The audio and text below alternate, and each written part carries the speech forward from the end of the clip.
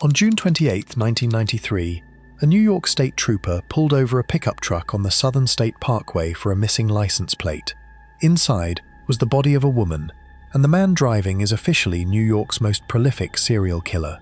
History barely remembers his name, or the 11 others like him. This is 12 prolific serial killers in New York's history. Case 1. Albert Fish. Albert Fish was born Hamilton Howard Fish on May 19, 1870, in Washington, D.C. His father died when he was 5 years old. His mother could not care for him alone, so she placed him in St. John's Orphanage in Washington. He later said the staff there beat him regularly, and he connected those years to a lifelong obsession with pain, both giving it and receiving it. By the time he moved to New York City around 1890, he was already carrying deep psychological damage that no one around him fully understood. For the next 4 decades, Fish blended into the city without drawing much attention. He worked as a house painter, took odd jobs across the boroughs, and in 1898 married a woman named Anna Mary Hoffman.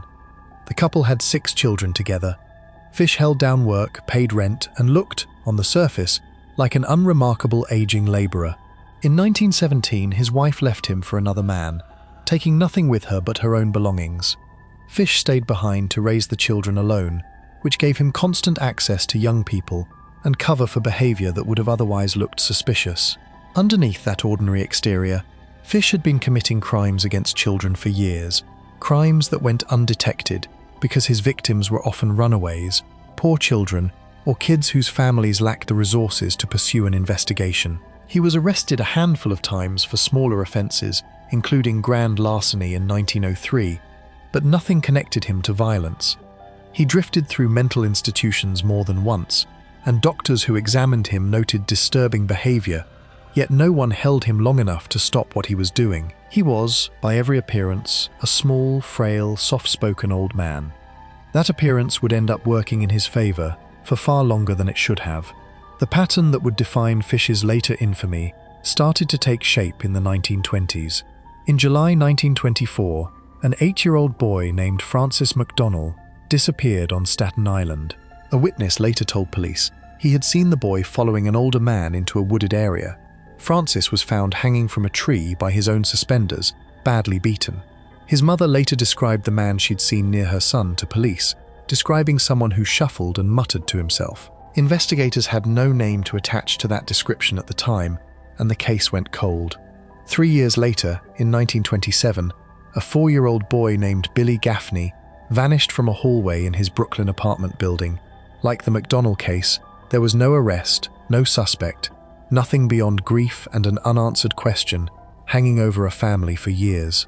Both of these murders would eventually be tied to Fish, mostly through his own words rather than physical evidence collected at the time.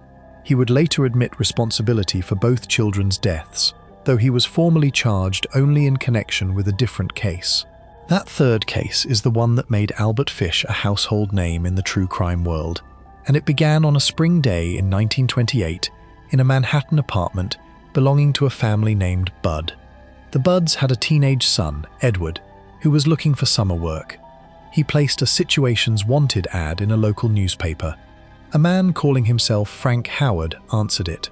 He told the Budds he owned a farm on Long Island and needed help. He seemed calm, well-mannered, and reasonably well off. There was nothing about him that struck the family as dangerous. He visited their apartment more than once, chatting with the parents, building trust the way someone does when they intend to use that trust later. On June 3, 1928, the man who called himself Frank Howard returned to the Budd apartment, saying he had come to take Edward to start the job. Before he did, he asked if he could first take the family's 10-year-old daughter, Grace, uptown with him to a birthday party for his niece. It was a lie. There was no niece, no party, no farm. The Budds hesitated but ultimately agreed. Grace's father watched his daughter leave the apartment holding the hand of a stranger. That was the last time he ever saw her alive. Fish took Grace to a rented property in Westchester County, sometimes referred to by the nickname Wisteria Cottage. There, he strangled her to death. He then dismembered her body with a saw. In the years that followed, investigators and prosecutors would piece together what happened at that cottage, almost entirely from Fish's own later confession. since Grace's remains were not fully recovered or identified for years. What is documented and confirmed is that Fish killed a 10-year-old child who trusted him because her parents trusted him, and that trust was the only weapon he needed. For nearly 6 years after Grace disappeared, her family had nothing, no body, no suspect, no explanation. They held on to hope that she might still be alive somewhere, being raised by someone else under a different name. That hope ended in November 1934, when Grace's mother, Delia Budd, received a letter in the mail. It had no signature. The person who wrote it described, in explicit detail, how he had lured Grace away, killed her, and later eaten parts of her remains. Police shielded the public from the most graphic portions of the letter, but even the parts that were released were enough to horrify a city that thought it had already seen the worst crimes New York had to offer. The letter turned out to be the mistake that ended Fish's freedom. A detective named William King noticed a small embossed emblem on the envelope, the symbol of a private chauffeurs association. He traced that emblem to the organization, then to a former employee who had once lived in a Manhattan rooming house and left stationery behind there. That trail led detectives to the current occupant of that same room. On December 13, 1934, police arrested a small, elderly man on East 52nd Street in Manhattan. It was Albert Fish, 64 years old at the time, and the person the city had been unknowingly searching for since 1928. Once in custody, Fish did not fight the truth. He confessed to killing Grace Budd. He also confessed to the deaths of Francis McDonnell and Billy Gaffney, and he claimed, without much evidence to back the number up, that he had harmed far more children than that over the years, in multiple states. Investigators treated the higher numbers with skepticism, since Fish had a documented pattern of exaggerating his own crimes, but the 3 deaths tied to physical or confessional evidence were more than enough to bring him to trial for murder. His trial opened on March 11, 1935, in the Westchester County Court in White Plains. The facts of what happened to Grace Budd were not seriously disputed. Fish's lawyers did not try to argue that he was innocent. Instead, they argued that he was insane, and therefore not legally responsible for what he had done. They pointed to his long history of disturbing behavior, his time in mental institutions, his self-inflicted injuries, including needles he had pushed into his own body over the years, and his claims that inner voices had commanded him to kill. The prosecution took the opposite position. They argued that Fish had planned Grace's abduction carefully, using a fake name, a fake job offer, and a fake party to get her alone. That level of planning, they said, was not the behavior of someone who didn't understand what he was doing. It was the behavior of someone who understood exactly what he wanted and built a story good enough to get it. Witnesses in the courtroom described Fish as unnervingly calm while he talked through what he had done, a small, grandfatherly-looking man describing horror without apparent guilt or fear. The jury did not take long to decide. After weeks of testimony, they deliberated for less than an hour before finding Albert Fish guilty of first-degree murder. They rejected the insanity defense and concluded he was sane enough to be held fully responsible for what he had done. On March 25, 1935, the court sentenced him to death. Fish was moved to Sing Sing Correctional Facility in Ossining, New York, to wait for his execution. Reports from his time there describe him as unbothered by what was coming. If anything, accounts from guards suggest he seemed almost eager for it. On January 16, 1936, Albert Fish was executed in the electric chair at Sing Sing. He was 65 years old. Witnesses said he showed no visible fear as he was led to the chair, the same unsettling calm that had defined him throughout his trial. Grace Budd's family never got her back in any real sense. They spent 6 years not knowing what had happened to their daughter, followed by the far worse knowledge of exactly what had happened to her, delivered in a letter written by the man who did it. There was no trial moment where Grace could speak for herself, no chance for her to grow up, finish school, or have the life that was taken from her at 10 years old. What Albert Fish left behind wasn't just 3 confirmed murders. It was a warning that got repeated for decades afterward, about how little a dangerous person sometimes needs to look dangerous, and how much damage an ordinary-looking stranger can do to a family that simply wanted to trust him. Before we move on, if you're enjoying this analysis, please consider subscribing. It helps the channel tremendously. Albert Fish spent 40 years hiding behind an unthreatening face before anyone caught him, but the next man on this list didn't need to hide at all. He held down a respectable job, had a wife and 3 kids, and still found a way to kill for over a decade without anyone close to him ever suspecting a thing. Case 2. Richard Cottingham. Richard Francis Cottingham was born on November 25, 1946, in the Mott Haven section of the Bronx, the oldest of 3 children. His father worked as an executive at Metropolitan Life Insurance. His mother stayed home and raised the kids. When Richard was still young, the family moved out to the New Jersey suburbs, the kind of quiet, tree-lined town where nothing much happens and nobody expects it to. Cottingham graduated high school in 1964 with average grades. He wasn't a troublemaker. He wasn't a loner people whispered about. He was, by every account from people who actually knew him, completely unremarkable. After high school, he found steady work as a computer operator, first at an insurance company, and then, starting in October 1966, at Blue Cross Blue Shield in Manhattan, a job he held all the way through 1980. On May 3, 1970, he married a woman named Janet at Our Lady of Lourdes Church in Queens Village, Queens. They had 3 children together and settled into a house in Lodi, New Jersey. From the outside, Richard Cottingham looked exactly like what he was supposed to look like, a married father with a stable office job and a house in the suburbs. Nobody who saw him boarding a commuter train into the city each morning would have guessed what he was doing on the nights he didn't come straight home. Underneath that unremarkable life, Cottingham had been assaulting and killing women for over a decade before anyone connected the crimes to one person. He would later confess to a murder as far back as April 1967, a woman named Nancy Vogel, though that confession came decades after the fact and was never something investigators could act on at the time. Whatever was happening inside him in those early years, it stayed completely hidden from his wife, his co-workers, and his kids. He went to work. He came home. He did it again the next day, and somewhere in the gaps of that routine he was hunting. By the mid-1970s, cracks were showing, just not the kind anyone around him could see. Cottingham had started targeting women he found in bars and on the streets of Manhattan, mostly sex workers, women who could disappear from someone's life without a large search effort behind them. That choice of victim wasn't random, it was calculated. He understood that a missing sex worker often didn't get the same police attention as a missing schoolteacher or a missing housewife, and for years, that calculation worked in his favor. Meanwhile, at home, his marriage was falling apart in ways that had nothing to do with any of this. In April 1978, his wife filed for divorce, citing abandonment and mental cruelty. She had no idea what her husband was actually doing on the nights he was gone. She just knew he wasn't really present anymore, even when he was standing in the same room. The first murder that would eventually be tied to Cottingham happened on December 15, 1977. A 26-year-old X-ray technician named Mary Ann Carr, sometimes called Marzi by people close to her, was abducted from the parking lot near her apartment complex, the Ledgewood Terrace Apartments in Little Ferry, New Jersey.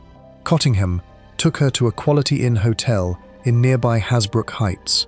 There, he beat her, bit her, cut her, and raped her before strangling her with a ligature.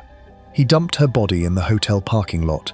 She was found the next morning, December 16th, still wearing her white nurse's uniform, her shoes missing, bruises on her wrists and ankles from where she'd been bound. At the time, there was nothing connecting this murder to anyone. It sat unsolved for years.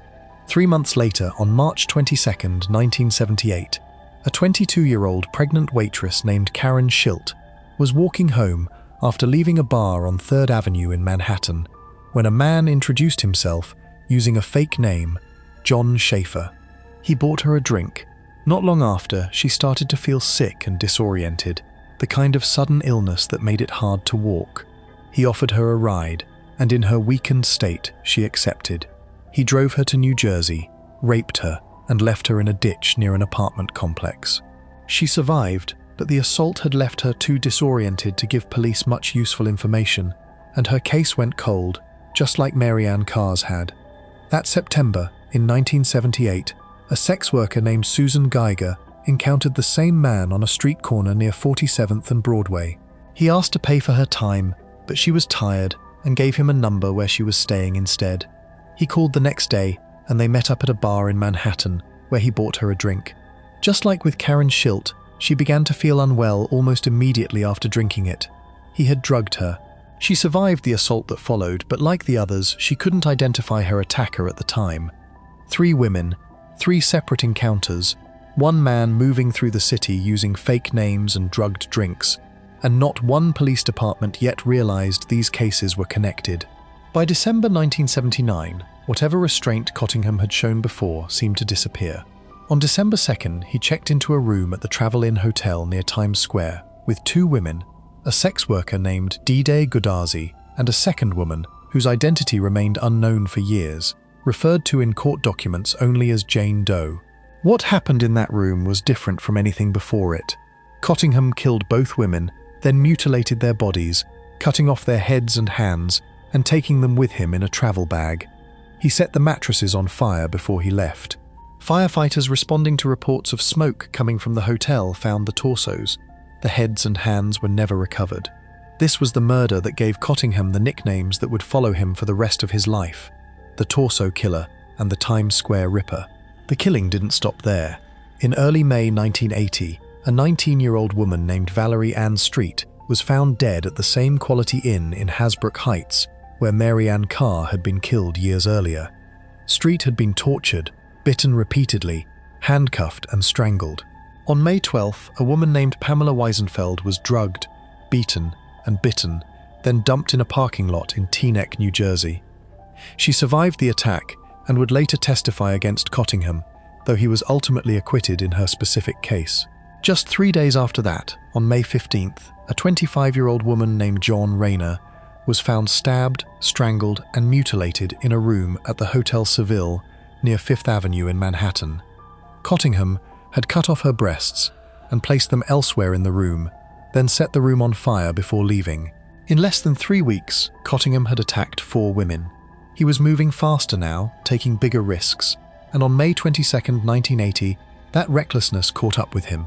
Early that morning, he picked up an 18-year-old sex worker named Leslie Ann Odell on the corner of Lexington Avenue and 25th Street in Manhattan.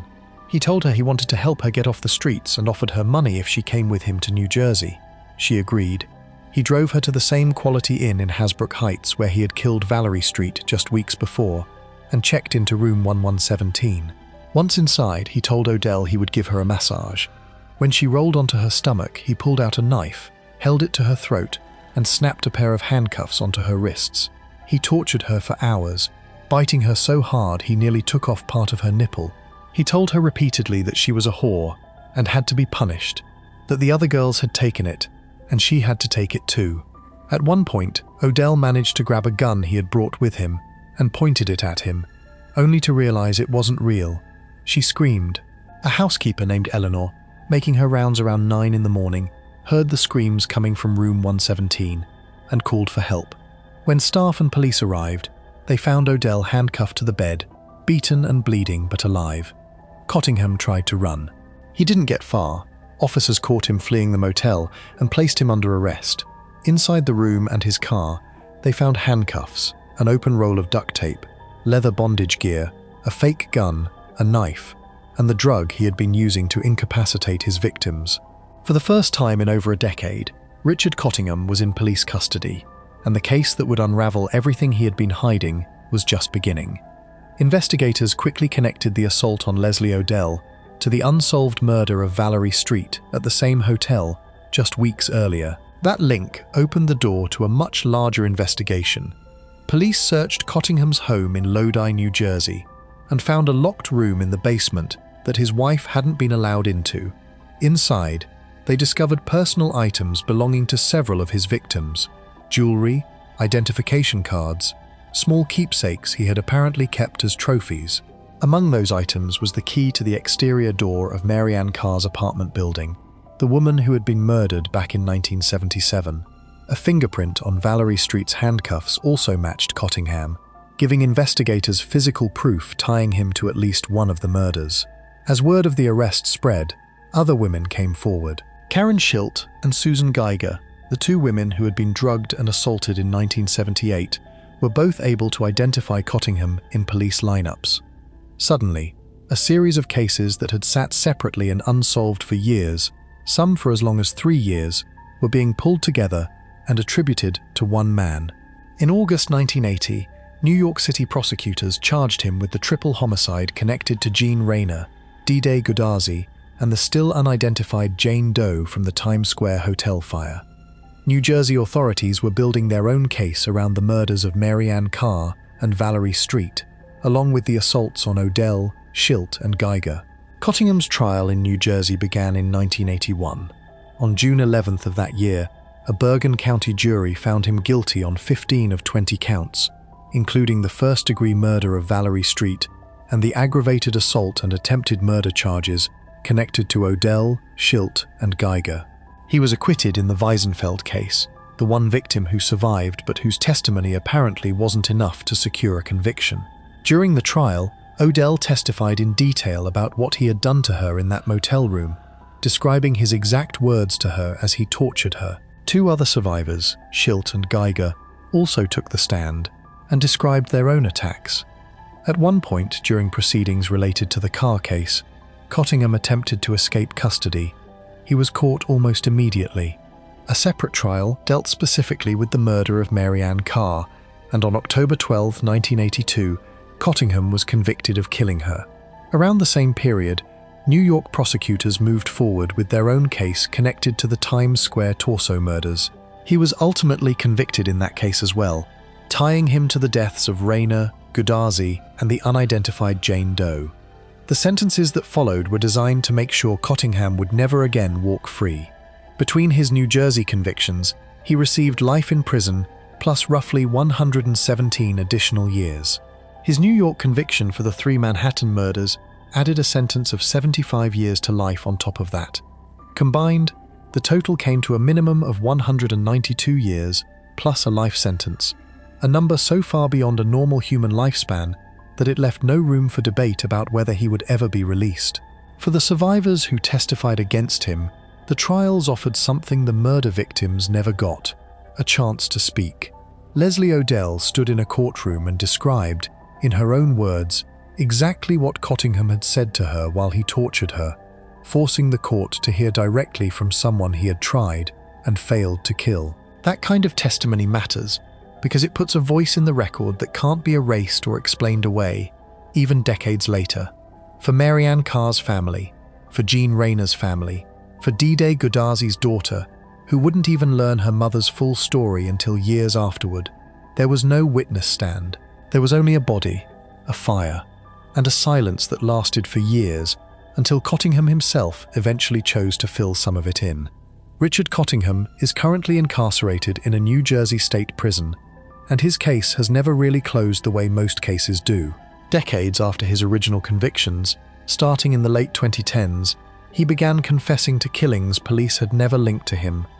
He admitted to strangling 18-year-old Irene Blase and 15-year-old Denise Velasquez in 1969, and 13-year-old Jackie Harp in 1968, cold cases that had sat untouched for 50 years. In December 2022, he confessed to and pleaded guilty to the 1968 murder of 23-year-old Diane Cusick, who had been killed outside a Long Island shopping mall and received a sentence of 25 years to life for that killing alone, on top of everything he was already serving. As part of that plea deal, he received immunity in exchange for admitting to 4 more killings on Long Island that authorities had never solved. In April 2021, he confessed to a 1974 double murder of 2 teenage girls in Bergen County, New Jersey, a case that had haunted that community for decades. As recently as December 2025, he confessed to the 1965 killing of 18-year-old Alice Eberhardt, a case nearly 60 years old by the time he finally admitted to it. Cottingham has claimed, at various points, that his true number of victims could be as high as 80 or even 100. Investigators treat those larger claims with caution, since there's no way to verify a number that high. But the confessions that have been checked against physical evidence, fingerprints, DNA, details only the killer could have known, have held up. What's certain is that a man who worked a steady office job, raised 3 children, and lived in an ordinary New Jersey house was, for over a decade, one of the most dangerous people in the New York area, and nobody around him had any idea. Families who spent 50 or 60 years wondering what happened to a daughter or a sister are only now, one confession at a time, getting something close to an answer.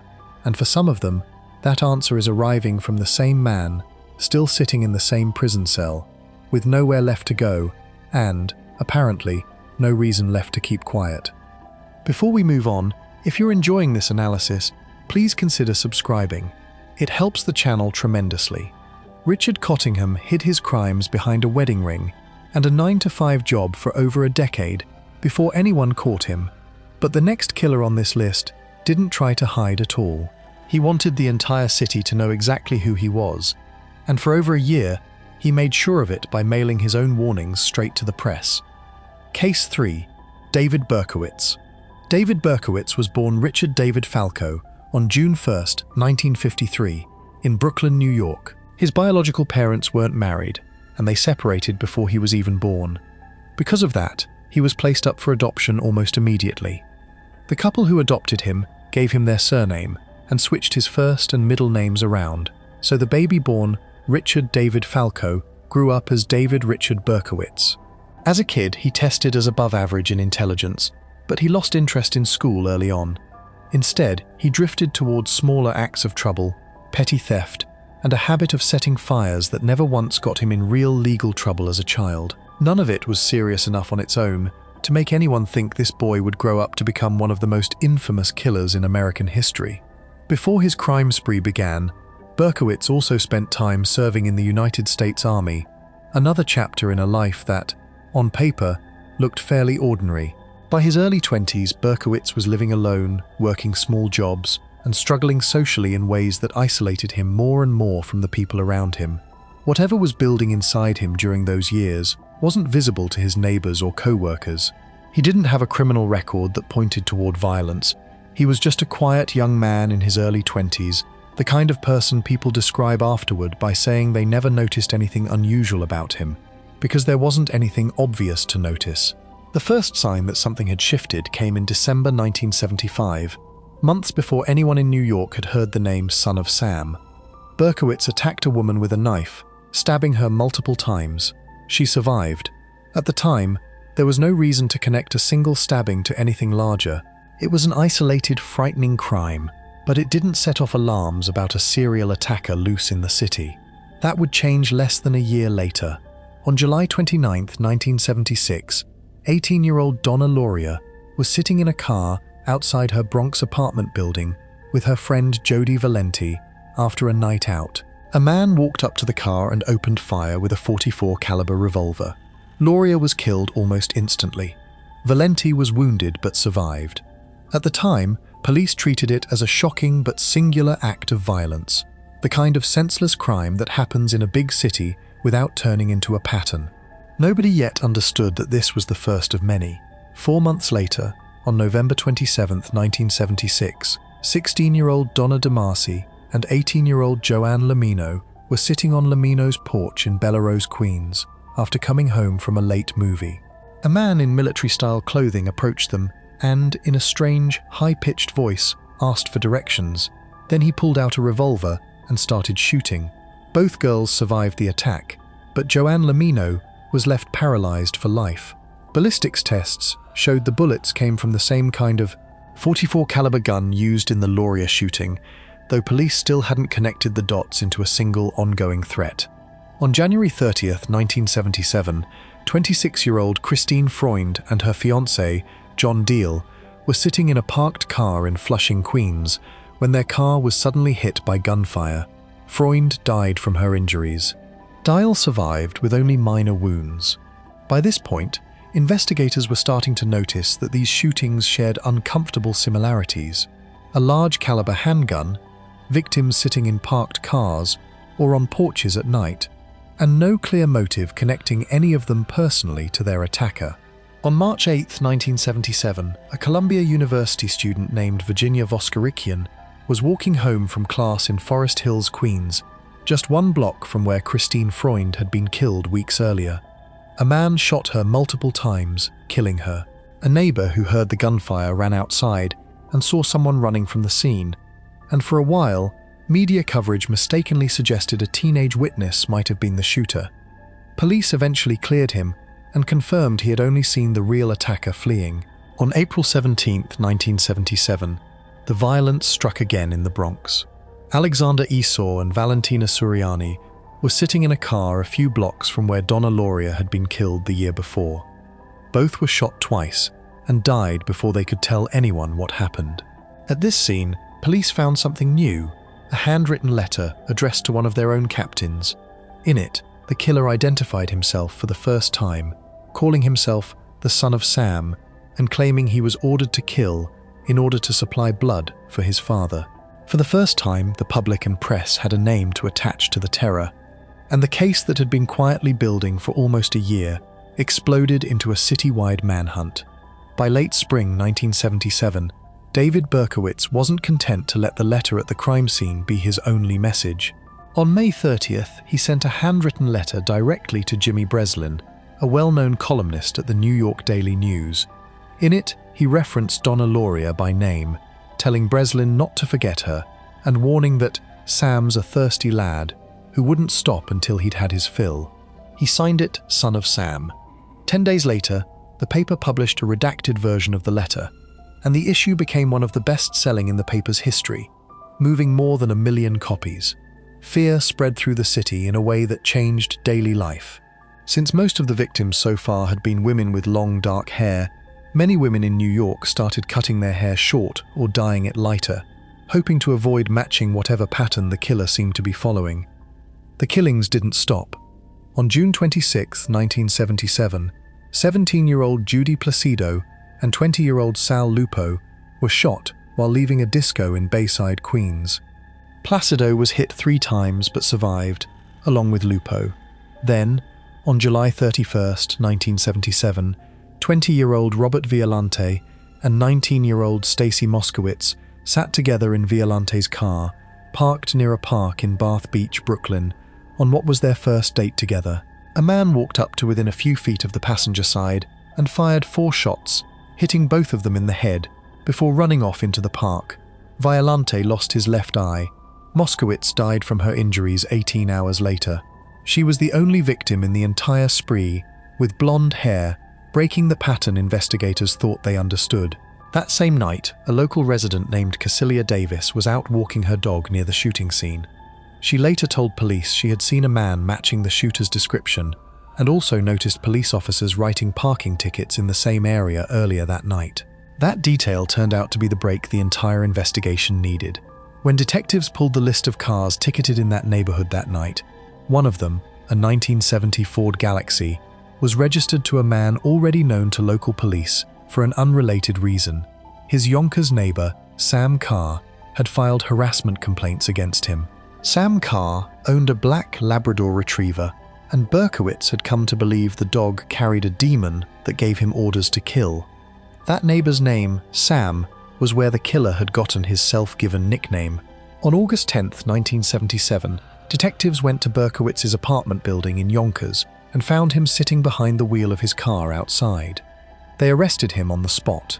Within hours of being brought in, he told prosecutors that he was the person responsible for every one of the shootings connected to the case. He didn't fight the accusation or demand a lawyer before talking. He simply admitted to all of it. When police searched his apartment the next day, they found the walls covered in disjointed handwritten messages, an unsettling glimpse into the mental state he'd been living in throughout the shootings. He initially told investigators that a demon speaking through Sam Carr's dog had commanded him to kill and that he had no real choice in the matter. Doctors ordered to evaluate him found him mentally competent to stand trial despite these claims, meaning the courts determined he understood the charges against him and could participate in his own defense. Years later, Berkowitz himself admitted that the entire demon story had been invented, something he'd built up in his own mind or exaggerated to explain what he'd done, rather than a literal force controlling his actions. Formal charges followed quickly.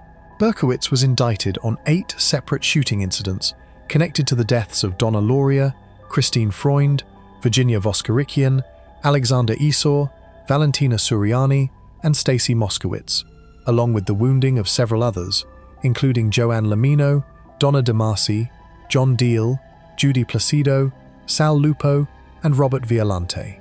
Rather than go through a lengthy trial, Berkowitz chose to plead guilty. His own attorneys reportedly advised him to fight the case, likely hoping to build some form of defense around his mental state, but he rejected that advice and admitted to everything anyway. On May 8, 1978, he formally pleaded guilty in court. The sentencing that followed left no ambiguity about how the rest of his life would go. Berkowitz received a combined sentence adding up to 365 years in prison, structured through consecutive terms across each of his convictions, guaranteeing he would never be released under any realistic scenario. For a case that had terrified an entire city for over a year, the ending in court was almost quiet by comparison. A guilty plea and a sentence that closed out one of the largest manhunts in New York City's history, without the drama of a lengthy trial. Prison didn't mean the story ended cleanly either. In 1979, another inmate attacked Berkowitz, slashing his throat in an assault that came close to killing him. He survived. Years later, in 1987, Berkowitz said he had converted to Christianity after another prisoner spoke to him about faith, and he has since described himself as a changed man, someone trying to make sense of what he did decades earlier through religious reflection. He has given interviews describing his crimes with what he frames as remorse, and he said publicly that he doesn't believe he deserves to be released. Whether or not people believe that transformation is genuine, one fact hasn't changed: he remains behind bars.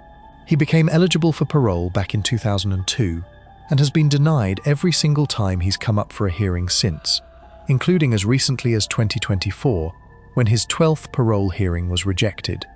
For the families of Donna Lauria, Christine Freund, Virginia Voskerichian, Alexander Esau, Valentina Suriani, and Stacy Moskowitz, none of that changes what was taken from them. 6 young people who had entire lives ahead of them, conversations they never got to finish, first dates that never got a second one, were killed by a stranger who picked them essentially at random because of where they happened to be sitting on a particular night. Joanne Lamino has spent her entire adult life paralyzed from a shooting that lasted only a few seconds. Robert Violante lost his eyesight in one eye, and the woman he was on a date with, all in the same instant. There was no warning any of them could have acted on, no mistake they made that put them in danger. They were simply in a parked car, on a porch, or walking home, and that was enough. David Berkowitz is currently held at Shawangunk Correctional Facility in Wallkill, New York, where he has remained since April 2016. His case changed more than just the lives connected to it directly. The panic he caused led New York lawmakers to pass what became known as the Son of Sam Law in 1977, a law designed to stop criminals from profiting financially off books or movies describing their own crimes, redirecting that money to victims instead. The law didn't end up applying to Berkowitz's own case, but it set off a wave of similar laws in states across the country. In 1991, the US Supreme Court struck down New York's original version of the law for violating the First Amendment, and the state rewrote it the following year in a form that has held up since. Nearly 50 years later, the name Son of Sam is still one of the most recognized in American crime, a reminder of how much fear one person with a gun and a stolen nickname was able to spread across an entire city in just over a year. Before we move on, if you're enjoying this analysis, please consider subscribing. It helps the channel tremendously. David Berkowitz wanted the whole city to know his name while he was still out there killing, mailing his own warnings straight to the press before anyone caught him. The next killer on this list didn't send a single letter to anyone, and he was only caught because the state had already let him go once before, after he'd already killed 2 children and served less than half of his original sentence. Case 4. Arthur Shawcross. Arthur John Shawcross was born on June 6, 1945, in Kittery, Maine, one of 4 children born to Arthur Roy Shawcross and Elizabeth Eurakis Shawcross. While he was still young, the family moved to Watertown, New York, a small town near Lake Ontario, and that's where Shawcross spent most of his childhood. In interviews given decades later, Shawcross claimed that his mother and an aunt had sexually abused him starting when he was around 7 years old, and that he'd also had an incestuous relationship with his sister during his early teenage years. His parents disputed these claims after they came out, and there's no way to independently confirm them one way or the other. What can be confirmed is that Shawcross grew up troubled in ways that showed even before any of the worst violence began. He wet the bed frequently, well past the age most kids grow out of it. He developed a reputation as a bully at school and acted out violently more than once. He dropped out of high school in 1960. In April 1967, at age 21, Shawcross was drafted into the United States Army. Around that same time, he divorced his first wife and gave up his parental rights to their 18-month-old son, a child he would never see again. He served one tour in Vietnam with the 4th Supply and Transport Company of the 4th Infantry Division. Later in life, Shawcross boasted about horrific things he claimed to have done during that tour, describing beheading civilian women and nailing their heads to trees as a warning, and even claiming to have engaged in cannibalism while overseas. None of that lines up with his actual military record. Shawcross never served in a combat role in Vietnam, which means those stories were almost certainly exaggerations or complete fabrications, boasts from a man who seemed to enjoy describing violence, whether or not it had actually happened. After his discharge, Shawcross moved to Clayton, New York, with his second wife, Linda. That marriage didn't last either, and Linda divorced him not long after. With that relationship falling apart, Shawcross turned to arson and burglary, crimes that eventually caught up with him and earned him a 5-year sentence, first at Attica Correctional Facility and later at Auburn Correctional Facility. He ended up serving only 22 months of that sentence before being granted early release in October 1971, partly because of his role in helping rescue a correctional officer during a prison riot. That early release, one small act of apparent heroism inside a violent institution, played a part in getting him back out on the street years before his full sentence would have ended. Shawcross returned to his hometown of Watertown after his release, got a job with the town's public works department, and married for a 3rd time. On the surface, this looked like a man trying to settle down after a rough stretch. Underneath that surface, something far worse was already happening. On May 7, 1972, Shawcross lured a 10-year-old boy named Jack Owen Blake into a wooded area in Watertown. He raped and killed the child. Blake's disappearance went unexplained for months. It wasn't until authorities received a tip in September of that year, 5 months after the boy vanished, that his body was finally found. Just months after killing Jack Blake, on September 2, 1972, Shawcross struck again, this time against an 8-year-old girl named Karen Ann Hill. He raped her, forced mud, leaves and other debris down her throat and into her clothing, and then strangled her to death. Her body was discovered under a bridge. Neighbors remembered seeing Shawcross with Karen near that same area shortly before she disappeared, and combined with his history of small run-ins with local kids, that was enough to bring him under immediate suspicion. Police arrested Shawcross on October 3, 1972. Once in custody, he confessed to both killings, Blake's and Hill's. But because there wasn't enough physical evidence directly tying him to Blake's murder to guarantee a conviction on that count, prosecutors moved forward formally only on the Hill case. Through a plea bargain, Shawcross pleaded guilty to a single charge of manslaughter, not murder, and received a 25-year prison sentence for killing 2 children. He did not serve anywhere close to that full sentence. Shawcross ended up serving only about 14 years of the 25 he'd been given, and in April 1987, he was released on parole. This is the single decision that everything afterward hangs on. A man who had confessed to raping and killing 2 children, ages 8 and 10, walked out of prison after roughly a decade and a half, and the system that released him did so believing he no longer posed a danger. Finding a place to live and work after his release wasn't easy for Shawcross. Word of what he'd done tended to follow him, and towns weren't eager to welcome back a confessed child killer.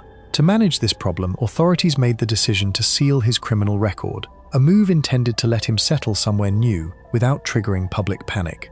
That decision meant that as Shawcross moved from place to place, even local police departments in the towns he passed through had no way of knowing his history. By 1987, he had settled in Rochester, New York, moving into an apartment on Alexander Street with a girlfriend, before eventually marrying a woman named Clara Neal, his 4th wife. He worked a series of low-paying, menial jobs, and while married, he began regularly visiting sex workers along Rochester's Lyell Avenue red light district. It didn't take long for that pattern to turn deadly again. His first known victim after his release was Dorothy Blackburn, a 27-year-old sex worker who disappeared on March 18, 1988. Her body was found in the Genesee River 6 days later, on March 24th, showing signs of strangulation and bite marks. That summer, in July 1988, Shawcross killed Anna Stephan, another sex worker, aged 28. Because both women worked in a profession that already carried enormous risk and often received less attention from investigators, neither case immediately raised alarms about a serial killer operating in the area. For more than a year, Shawcross kept working, kept coming home to his wife, and kept killing without anyone connecting the murders together. That changed as 1989 wore on. On July 29, 1989, a 59-year-old homeless woman named Dorothy Keeler disappeared. Shawcross later claimed she had been his secret mistress, and that she'd been threatening to tell his wife about their relationship, giving him, in his mind, a reason to kill her. Her body was found on October 21. Just days before that, on September 9th, Anna Stephan's body had finally been discovered, more than a year after she disappeared, bringing renewed attention to a string of unsolved cases involving women found near the same river. Then, on September 29th, 25-year-old Patricia Ives disappeared. According to Shawcross's own later account, the two had consensual sex before she tried to steal from him, and in response he raped and strangled her, leaving her body at a construction site. Her remains were found on October 27th, 6 days after Keeler's. By this point, with multiple bodies of women, most of them sex workers, turning up near the Genesee River within weeks of each other, investigators could no longer treat these as isolated incidents. The press picked up on the pattern too, and the killer got the nickname that would follow him for the rest of his life, the Genesee River Killer. Police began advising sex workers in the area to be extra cautious and started digging into criminal records of men living nearby, hoping to identify a suspect with a history that matched the brutality they were seeing. Because Shawcross's earlier record had been sealed as part of his relocation after prison, none of that early digging turned up his name. The man they were searching for was, in a very real sense, hiding in plain sight, protected by the same system meant to prevent exactly this outcome. The break in the case came at the very end of 1989. On December 31st, police found a pair of discarded jeans near the river, containing an identification card for a woman named Felicia Stevens. That discovery prompted an aerial search of the surrounding area using a helicopter. On January 2nd, 1990, that helicopter crew spotted what looked like a naked body lying on the frozen surface of the river near a bridge. It wasn't Felicia Stevens. It was June Cicero, another missing woman, and her body had been mutilated after death, cut nearly in half. During that same flight, the helicopter crew noticed something else. A man standing on the bridge next to a small van, appearing to be masturbating near the spot where Cicero's body lay in the ice below. Investigators recognized what that behavior might mean. Killers sometimes return to the scenes of their crimes to relive what they did, and rather than immediately move in, police decided to hold back and keep the area under quiet surveillance. Their patience paid off within days. A surveillance team confirmed the same man had returned to the bridge, and when they moved to identify him, they traced the vehicle's registration to Clara Neal, Shawcross's wife. On January 5, 1990, police arrested Arthur Shawcross. Once in custody, Shawcross gave a pre-trial confession that laid out, in his own words, why he'd killed several of the women. His reasoning had almost nothing to do with any real provocation. He told investigators that one victim had bitten him, another, he claimed, had been too loud during sex, one had allegedly tried to steal his wallet, another had supposedly called him a name he didn't like. These weren't explanations that held up to any reasonable standard of justification. They were the kind of thin, self-serving excuses a person invents to make sense of, or excuse, something they know is monstrous. Shawcross went to trial in November 1990 for 10 of the murders, all of them committed in Monroe County. A separate case, the murder of 29-year-old Elizabeth Gibson, was handled independently because that killing had taken place in neighboring Wayne County. The Monroe County trial became a major national media event, heavily televised and closely followed across the country. His defense team didn't try to argue he was innocent. Instead, they pursued an insanity defense, pointing to his difficult upbringing, claims of post-traumatic stress from his military service, a cyst found on his brain, and even a rare genetic condition involving an extra Y chromosome that some researchers have linked to increased aggression. Prosecutors pushed back hard on nearly all of it. They pointed out that Shawcross had never actually served in combat in Vietnam, directly undercutting his PTSD claims, and they challenged the genetic and brain-related evidence as scientifically shaky at best, unlikely to explain away 11 murders no matter how it was framed. The jury wasn't convinced by the insanity defense. Shawcross was found guilty on all counts connected to the 10 Monroe County murders. He was sentenced to 25 years for each of those 10 counts, run consecutively, adding up to 250 years in prison. In the separate Wayne County case, he pleaded guilty to Elizabeth Gibson's murder and received an additional life sentence on top of that. Between both cases, Shawcross was formally convicted of 11 murders in total, with some investigators believing a 12th killing may have been his work as well, though that case was never officially attributed to him in court. For the families of his victims, the trial offered a form of accountability that came far too late and cost far too much to reach. Many of the women Shawcross killed were sex workers, a group whose disappearances historically received less urgency from police and press alike, and that slower initial response almost certainly gave Shawcross more time and more opportunities to keep killing before anyone connected the pattern. Diane Stanishi, the mother of Elizabeth Gibson, one of his 1972 victims' families, later said publicly that she felt Shawcross should suffer the way her child had suffered. The parole decision that let him out in 1987 came under heavy criticism once the full scope of what happened in Rochester became clear, with state officials at the time acknowledging that releasing a confessed child killer with his history should never have happened the way it did. Shawcross spent the rest of his life in prison, eventually held at Sullivan Correctional Facility in New York. His time behind bars wasn't quiet. In 2003, he sat for an interview with a British reporter working on a documentary about cannibalism, and he bragged about cutting out and eating parts of 3 of his victims' bodies, though he refused to discuss an earlier claim that he had also eaten parts of Jack Blake, his very first victim, back in 1972. About 8 years after his 1990 conviction, prison officials discovered that Shawcross had been selling his own paintings and autographs on eBay with help from friends on the outside, a scheme that got him placed in 9 months of solitary confinement once it was uncovered. Not everything about his years in prison was defined by cruelty or manipulation. At some point, Shawcross was reunited with a daughter he hadn't known existed, conceived while he was home on leave from the army decades earlier. She and her own children visited him in prison and stayed in contact with him through letters. In one recorded interview, when asked how he would feel if something like what he did to his victims happened to his own daughter or grandchildren, Shawcross said he would be devastated. When pressed about his own crimes in that same conversation, he said flatly that he didn't feel any remorse, adding that he wasn't sure why that was the case. On the afternoon of November 10, 2008, 63-year-old Arthur Shawcross complained of pain in his leg. He was taken to Albany Medical Center, where he went into cardiac arrest and died shortly after arriving. It was a hard question that New York's parole system had to sit with for years afterward.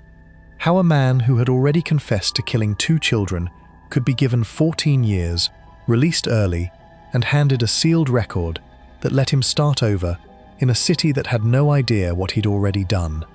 Before we move on, if you're enjoying this analysis, please consider subscribing. It helps the channel tremendously. Arthur Shawcross got a second chance the system should never have given him, and he used it to kill at least 11 more people. The next man on this list never served a single day in prison before his spree began, and he might have kept going indefinitely if a routine traffic stop over a missing license plate hadn't ended it for him. Case 5. Joel Rifkin. Joel David Rifkin was born on January 20th, 1959, to 2 young college students who weren't married and weren't prepared to raise a child. 3 weeks after his birth, he was adopted by a couple named Bernard and Jean Rifkin, an upper-middle-class Jewish family living on Long Island. 3 years later, the Rifkins adopted a daughter too, giving Joel a younger sister named Jan. In 1965, the family moved to East Meadow, Long Island, where Joel started elementary school. From almost the beginning, he struggled. He had learning disabilities that made schoolwork difficult, and he had trouble fitting in with other kids. He walked with a slumped posture and a slow, awkward gait, which made him an easy target for bullies. He was left out of team sports and neighborhood games, and that isolation followed him for years. By the time he reached high school, Rifkin had found a small outlet. He joined the yearbook staff. Even that didn't go smoothly. His camera was stolen early on, but he stuck with the job anyway, working hard to help put out the senior yearbook, only to be excluded from the celebration party held once it was finished. According to people who knew him, that exclusion devastated him. That same year, his parents bought him a car, which gave him a strange kind of freedom. He started using it to drive around looking for sex workers, first in nearby Hempstead and later in Manhattan. He graduated from East Meadow High School in 1977 and went on to attend classes at a few different schools, including Nassau Community College and 2 campuses of the State University of New York, but he never finished a degree at any of them. Eventually, he became self-employed as a landscaper, work that would later give him something he needed far more than steady income: privacy, tools, and places to hide things. Rifkin's inner life during these years was far darker than anything visible on the outside. He later admitted to having violent sexual fantasies going back to his teens, describing daydreams where he raped and stabbed women who never fought back, who stayed silent and passive in his imagination, no matter what he did to them. In 1972, after watching Alfred Hitchcock's film Frenzy, which was loosely based on a real string of murders in London, Rifkin became fixated on the idea of strangling sex workers. Real romantic relationships never came easily to him, and that gap between what he wanted and what he could actually get seemed to feed directly into the fantasies he kept building in his head. In 1988, Rifkin enrolled in a 2-year horticulture program at a technical college in Farmingdale, New York. For the first time in his life, he excelled academically, earning straight A's for 2 semesters in a row. That success earned him a prized internship at a well-known arboretum in Oyster Bay. It should have been a turning point. Instead, it became another source of pain. He developed an intense attraction to another intern, a young woman he never worked up the nerve to actually ask out. Rather than accept that and move on, he built an entire fantasy relationship with her in his head, one she had no idea existed and never reciprocated. When that fantasy inevitably fell apart, years of built-up anger and humiliation reached what people who studied his case later called his breaking point. All he needed after that was a target. On August 22, 1987, before any of this reached its worst point, Rifkin was arrested during a police prostitution sting in Hempstead after he offered an undercover officer money for sex. It was a minor arrest, the kind that barely registers as a warning sign in most people's lives. Less than 2 years later, on February 20, 1989, Rifkin committed his first murder. His victim was a woman he initially knew only as Susie, later identified through DNA analysis in 2013 as Heidi Balch. He killed her inside his own childhood home in East Meadow, choosing a night when his mother happened to be away. During the attack, he bashed her in the head with an artillery shell casing before strangling her to death. What Rifkin did after killing Balch set a pattern he would return to again and again. He dismembered her body, removing her teeth and fingertips to make identification harder, and then scattered the pieces widely. Her head went into a paint can that he left in the woods near a golf course in Hopewell, New Jersey. Her legs were dropped separately further north. Her torso and arms were thrown into the East River near Manhattan. On March 5, 1989, a golfer at the Hopewell Valley Golf Club hit a ball into the woods along the 7th hole and, going to retrieve it, found the paint can containing Balch's severed head. Investigators couldn't identify her. She had used multiple names and different social security numbers throughout her life, and her family didn't report her missing until 2001, more than a decade after her death. It would take until 2013 for authorities to finally match her remains and give her back her real name. Rifkin waited more than a year before killing again. His second confirmed victim was a woman named Julie Blackbird, killed sometime in late 1990. Like Balch, she ended up at Rifkin's mother's house on a night his mother was away. He beat her with a table leg before strangling her, then dismembered her body and placed the pieces into buckets weighted down with concrete, which he then dropped into the East River and a canal in Brooklyn. Her body was never recovered. In 1991, Rifkin started his own landscaping business, and that business gave him something crucial: a rented job site where he could stash bodies before disposing of them properly, away from his mother's house. That year, he killed at least 3 more women, including a 31-year-old woman named Barbara Jacobs, whose body was found stuffed inside a cardboard box that had been thrown into the Hudson River, and a 22-year-old woman named Mary Ellen DeLuca, whose disappearance was reported by her family after she went missing in September 1991. Her body was found in Cornwall, New York, about a month later. Rifkin killed at a pace that, from the outside, looked like nothing at all. He held down work, lived with his mother and sister, and never gave anyone in his life a reason to suspect what he was doing at night. Over the next 2 years, Rifkin's list of victims kept growing, and the pattern he'd settled into stayed largely the same.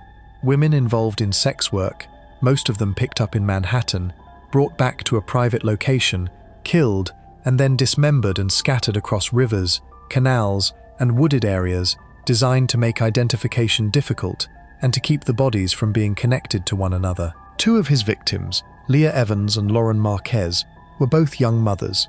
Evans, 28, was the daughter of a civil court judge and had once attended a well-regarded college before her life took a different path.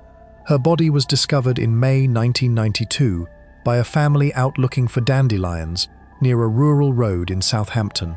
Marquez, also 28, was found dead in West Hampton. Both women left behind children who would grow up without them. By June 1993, Rifkin had been killing for more than 4 years without a single arrest connected to any of it. That changed because of an ordinary traffic stop that had nothing to do with murder on the surface. On June 24, 1993, Rifkin picked up a 22-year-old sex worker named Tiffany Bresciani on Allen Street in Manhattan. She had told her boyfriend, a musician named Dave Rubenstein, that she'd be back in about 20 minutes. When she didn't return, Rubenstein called police and gave them a description of the truck he'd seen her leave in, a 1984 Mazda pickup. Bresciani's death and disappearance devastated Rubenstein so deeply that he died by suicide less than 2 weeks later, unaware that the man responsible would be caught within days. Early in the morning, on June 28, 1993, New York State troopers patrolling Long Island's Southern State Parkway noticed a 1984 Mazda B2000 pickup truck driving without a license plate. When they signaled for the driver to pull over, he refused to stop. What followed was a police chase lasting 20 to 25 minutes before the driver lost control and crashed into a light pole. The man behind the wheel was identified as Joel Rifkin. When officers searched the truck, they found the decomposing body of Tiffany Bresciani in the back. At first, Rifkin tried to claim he had blacked out and didn't know how the body ended up in his truck. That story didn't hold for long. Within a short time, he admitted that Bresciani wasn't his only victim. He told investigators he had killed 16 other women before her, and unlike many killers who try to minimize what they've done, Rifkin gave detectives an extraordinarily detailed account, describing exactly where he had placed each body and how he had killed each woman. He even sketched maps to help investigators locate victims whose remains hadn't yet been found. Homicide detectives began formally interrogating him on June 28, 1993, the same day he was caught, and the confession that followed helped solve a string of murders that, until that point, had never been connected to a single person. Rifkin was moved to the Nassau County Correctional Facility to await trial. On May 9, 1994, he was sentenced to 25 years to life for the murder of Tiffany Bresciani, along with an additional charge for reckless endangerment tied to the police chase that led to his capture. That was only the beginning of his sentencing. Rifkin was transferred to Suffolk County, where he pleaded guilty to 2 more murder counts, receiving 2 more consecutive terms of 25 years to life. By January 1996, with additional guilty pleas and convictions piling up across multiple counties, Rifkin was already facing at least 183 years in prison for 7 confirmed murders. with 10 more counts still pending at the time. Those remaining cases moved forward over the following months. In November 1995, Rifkin pleaded guilty to killing 3 more women: Iris Sanchez, Mary Catherine Williams, and a woman whose identity remains unknown to this day, found at Newton Creek. The judge presiding over the Sanchez case, Robert Hanafi, made a striking statement while handing down his sentence, telling the courtroom that it wasn't in his power to give Rifkin the punishment he truly deserved, and adding that if reincarnation turned out to be real, he hoped Rifkin would spend his next life in prison too.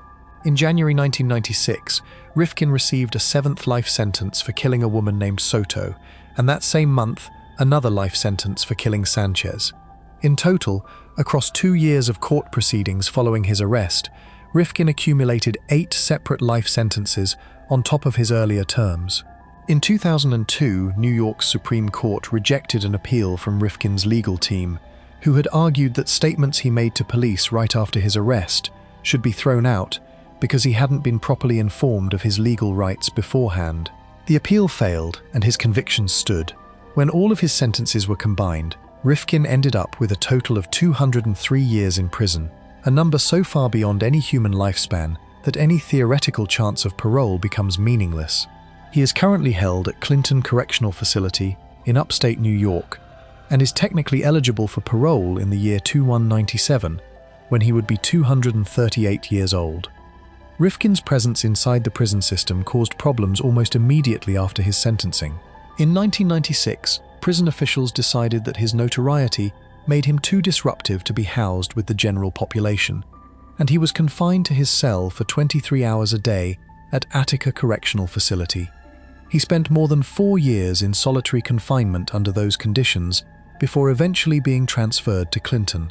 He sued the state, arguing that this kind of prolonged isolation violated his constitutional rights. In 2000, a state appellate court ruled against him, finding that prison officials hadn't violated his rights by keeping him separated from other inmates, some of whom, corrections officials noted, weren't allowed into the general population either. For the families of Rifkin's victims, the sentencing hearings gave them something the murders themselves never allowed: a chance to speak directly to the man who took their loved ones.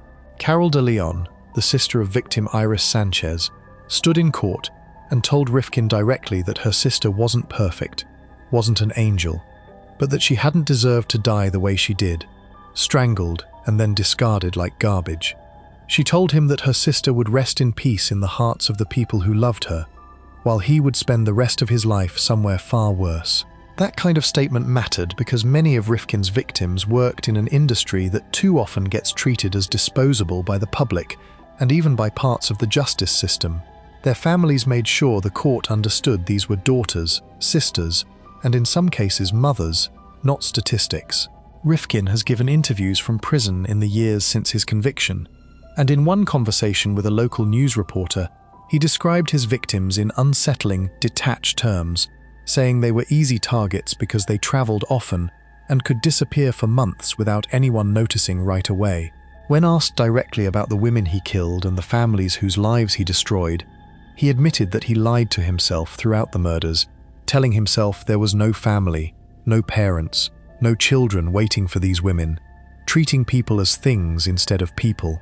Even decades later, he couldn't offer a clear answer for why he did what he did, comparing his own compulsion to someone who tries and fails to quit smoking for their entire life, adding that if he hadn't been caught, there probably would have been more victims. Joel Rifkin remains, by the number of confirmed and confessed victims, the most prolific serial killer in New York State's history. 17 women lost their lives to a man who spent years hiding behind an unremarkable job and a childhood bedroom in his mother's house, and whose murders went completely undetected until a missing license plate put a state trooper directly in his path. For the families who spent years or even decades not knowing what happened to a missing daughter or sister, Rifkin's own confession, delivered calmly and in exact detail just hours after his capture, remains the only reason many of them ever got an answer at all. Before we move on, if you're enjoying this analysis, please consider subscribing. It helps the channel tremendously. Joel Rifkin operated for over 4 years without a single person suspecting what he was doing, and he was only stopped because of a broken license plate light during a routine patrol. The next man on this list didn't need years to build a body count either, but where Rifkin scattered his victims across rivers and highways to keep them hidden, this killer kept his victims close, hiding their bodies inside the very house where he lived with his own parents. Case 6. Kendall Francois. Kendall Lamont Francois was born on July 26, 1971, in Poughkeepsie, New York, the second of 4 children born to Haitian parents. He grew up in a small city of around 40,000 people along the Hudson River, not far from Vassar College. As a teenager, he played football and wrestled at Arlington High School, activities that fit a large kid who stood well over 6 feet tall. He graduated in 1989 and, instead of chasing sports further, he enlisted in the United States Army, completing basic training at Fort Sill in Oklahoma. He spent 4 years in the service before he was discharged for a reason that had nothing to do with misconduct. By then, he weighed 320 pounds at 6'4", and his weight had become a medical issue the Army wasn't willing to work around. After leaving the Army, Francois came back home to Poughkeepsie and enrolled at Dutchess Community College as a liberal arts major. In 1994, while he was still taking classes, he took a part-time job at Arlington Middle School, first as a custodian and later, starting in April 1996, as a student monitor, someone whose job was to patrol the hallways and keep order among the kids. His size and his body odor earned him a nickname from the students almost immediately. They called him Stinky. Teachers noticed other things too, things that would look far more troubling in hindsight. He spent too much time talking to middle school girls, playing with their hair, telling them jokes that made adults around him uncomfortable. At the time, none of it rose to the level of anything actionable. Looking back at it now, it was one of the earliest visible signs that something was deeply wrong with the man responsible for supervising those students in the hallways every day. What nobody at that school knew was that Francois had already begun killing, and he began doing it just months into his new job. His first victim was a 30-year-old sex worker named Wendy Myers, a woman he had paid for sex more than once before. In October 1996, he brought her to his family's home on Fulton Avenue in Poughkeepsie, a run-down 3-story house he shared with his parents and sister. During the encounter, Francois became enraged and began choking her. According to his later account, she fought back hard and refused to die easily, so he dragged her to the bathroom, pushed her face down into the tub, and ran the water until her legs went still. He then carried her body up to the attic and left her there. He didn't stop after Myers. On November 29, 1996, Francois picked up 29-year-old Gina Barone, another sex worker he'd paid before, and the two ended up together in his car on a quiet side street. During the encounter, Barone made a comment that Francois was too heavy and was taking too long. In response, he strangled her until she stopped making noise and kept going until he was finished.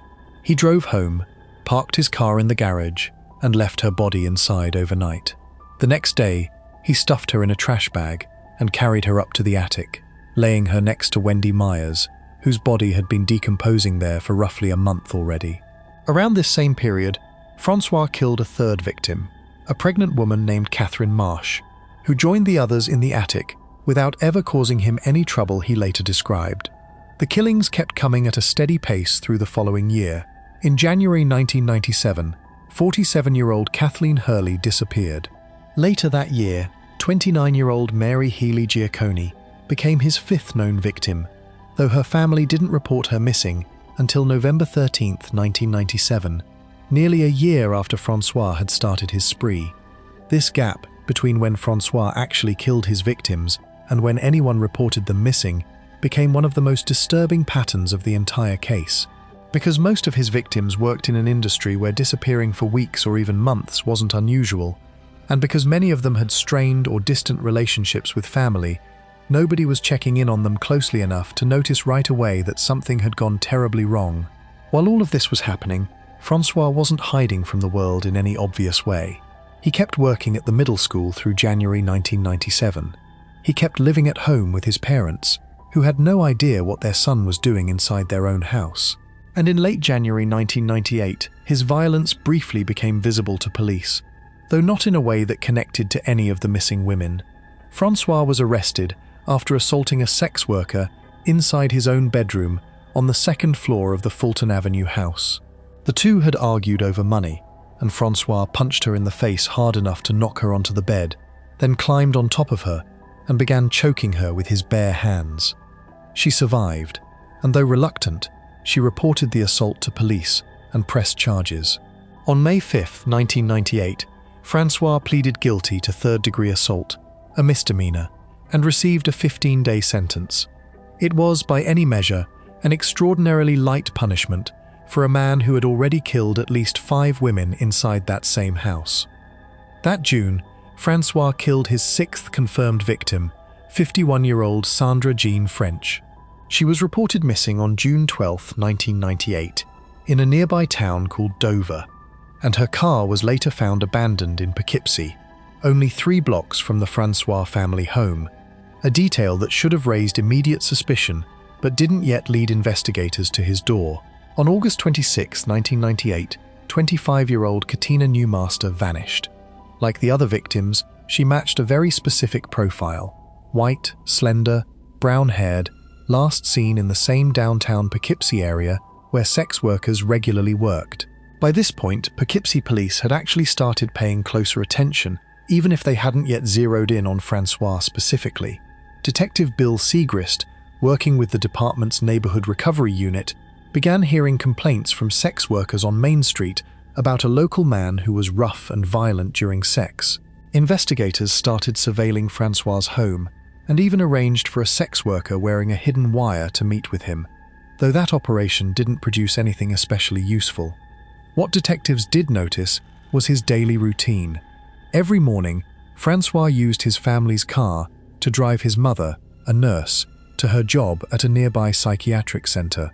After dropping her off, he would spend the rest of the morning cruising the streets of downtown Poughkeepsie, exactly the kind of behavior that matched what witnesses had described. There was another warning sign that, in hindsight, should have closed the case much earlier. During his spree, Francois attacked a sex worker named Debbie Annan and tried to strangle her. She managed to fight him off and escape, then went straight to police, the same police department she had actually helped before during undercover drug operations. She gave them everything she knew about her attacker.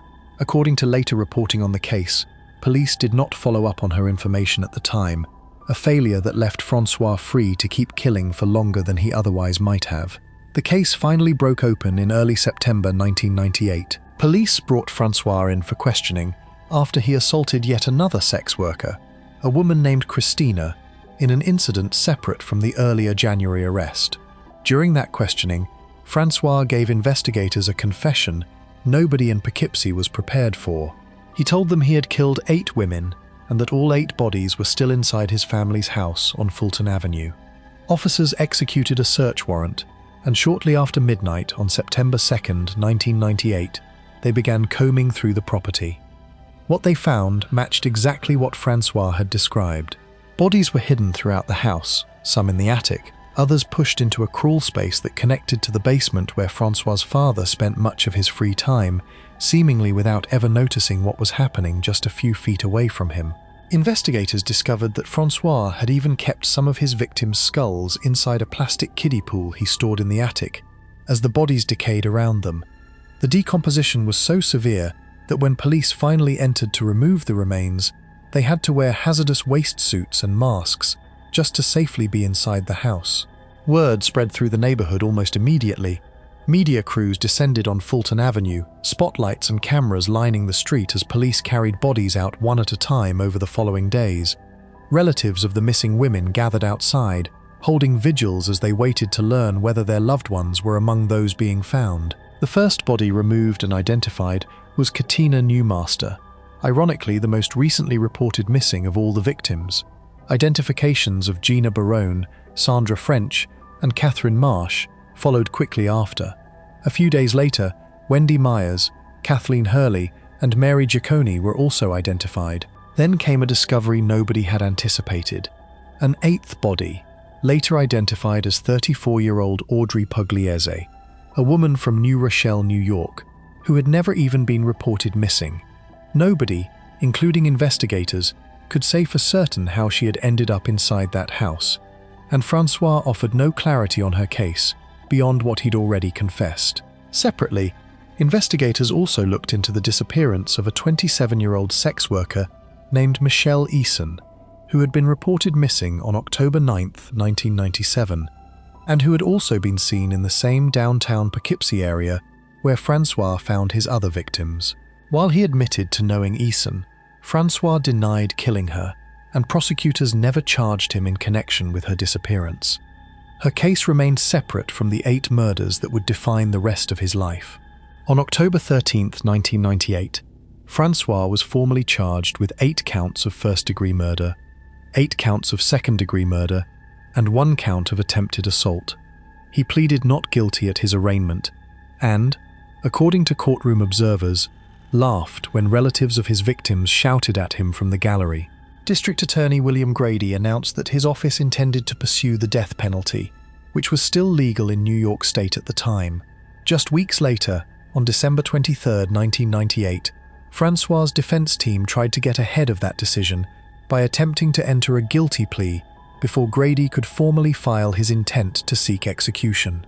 The presiding judge initially refused to allow the plea, but the defense appealed to New York's State Court of Appeals, which ultimately ruled that Francois should be permitted to plead guilty after all. While the case moved through this lengthy legal process, Francois learned something else about the consequences of his crimes. During a medical exam connected to his pre-trial proceedings, doctors discovered that he had contracted HIV, and the infection had come from one of the women he had killed. He showed no visible emotion when this news came out, the same flat affect he'd displayed throughout most of the proceedings against him. At one point, when asked to explain his crimes, Francois offered a comment that captured just how disturbingly simple his reasoning was. He said that killing seemed easier to him than getting into a relationship. On August 7, 2000, Kendall Francois formally pleaded guilty to all 8 counts of first-degree murder and all 8 counts of second-degree murder. In exchange for that plea, prosecutors agreed not to pursue the death penalty. Before sentencing, the families of his victims were given the chance to speak directly to him in court. Marguerite Marsh, the mother of Catherine Marsh, told him he had taken the child she had waited so many years to have. An aunt of another victim called him a cold-blooded killer to his face. Francois himself declined to make any personal statement, but his attorney spoke on his behalf, telling the court that his client was deeply sorry for what he had done. The judge sentenced him to life in prison without the possibility of parole for each of the 8 murders, guaranteeing he would never walk free again. He was led out of the courtroom in chains while spectators continued to shout at him. Francois was processed into Attica Correctional Facility on August 10, 2000. His health, already compromised by the HIV infection discovered before his sentencing, continued to decline over the years that followed. He was eventually transferred to Wenday Correctional Facility in Erie County, New York, where he died on September 11, 2014, at the age of 43. His official cause of death was listed as an AIDS-related illness, the same disease he had contracted from one of the 8 women he murdered. For the city of Poughkeepsie, the case left a lasting mark that went well beyond the courtroom. A journalist who corresponded with Francois for 4 years while he was in prison eventually wrote a book examining the case and what it revealed about how society treats women in sex work, both as victims and as people whose disappearances too often go unnoticed for far too long. Some of the fear and horror surrounding the case is also believed to have loosely influenced a 2007 independent film about a supposed serial killer's home movies, though that connection has never been officially confirmed by anyone involved in either project. What can't be disputed is the timeline that sat at the center of everything. For nearly 2 years, Kendall Francois worked around children by day, brought women to the same house he shared with his own parents by night, and kept their remains hidden in his family's attic the entire time, while the people who loved him best never smelled anything more than an odor they simply learned to live with. Before we move on, if you're enjoying this analysis, please consider subscribing. It helps the channel tremendously. Kendall Francois hid 8 bodies inside the very house he shared with his own parents, and somehow neither of them ever figured out what that smell actually was. The next man on this list didn't hide his victims in an attic or scatter them across rivers either, but he did something arguably more unsettling. He lived a completely normal life in the same quiet Buffalo suburb for over 20 years, while the community searched for him without ever suspecting their own neighbor. Case 7. Altimio Sanchez. Altimio C. Sanchez was born on January 19, 1958, in San Sebastian, Puerto Rico. According to accounts of his early life, his mother, Lucy Caraballo, tried to end the pregnancy by taking a large dose of pills after she discovered his father was having an affair with a sex worker. She went through with the pregnancy anyway, and when Altimio was 2 years old, the family relocated to the United States, first to Miami and later to North Collins, a small town near Buffalo, New York. People who knew him as a child, including an aunt, described him as a serious, quiet kid who didn't cause much trouble. As a teenager, he threw himself into sports but stayed away from girls entirely, later admitting he was simply too afraid to talk to them. Sanchez grew up to become exactly the kind of neighbor nobody would ever suspect. He worked as a machinist at the American Brass Company plant near Buffalo, married a woman named Kathleen, and raised 2 sons in the Cleveland Hill neighborhood of Cheektowaga. He coached his boys' Little League baseball team and their school basketball team. He kept one of the best maintained houses on his street. He enjoyed golfing and gardening. Neighbors were fond enough of him that some affectionately called him Uncle Al. Nothing about his daily life, viewed from the outside, gave anyone a reason to think twice about him. Underneath that life, Sanchez had been attacking women for decades, going back to at least 1975. His method didn't change much over the years. He targeted women alone in parks, on jogging trails, and along secluded bike paths, which is where the nickname that eventually stuck to him, the Bike Path Rapist, came from. In 1981, one of his victims survived an attack and managed to write down the license plate of the car she saw her attacker driving away in. Police traced that plate to a man named Wilfredo Sanchez Caraballo, Altimio's uncle. When questioned, the uncle gave police a solid alibi, and the investigation into that lead went nowhere. It would take 25 more years for the truth to come out. Caraballo had lied.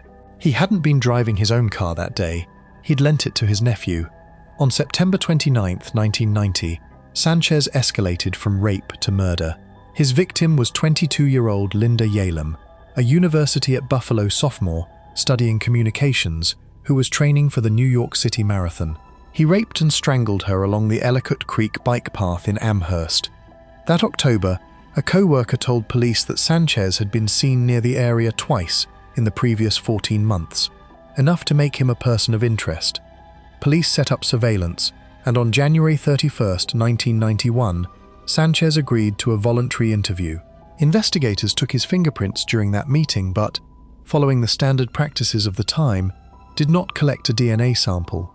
He was released, and the case went cold around him without anyone realizing how close they'd actually gotten. That same year, Sanchez was arrested for trying to pick up an undercover police officer posing as a sex worker. The charge was reduced down to loitering, a minor offense that barely slowed him down.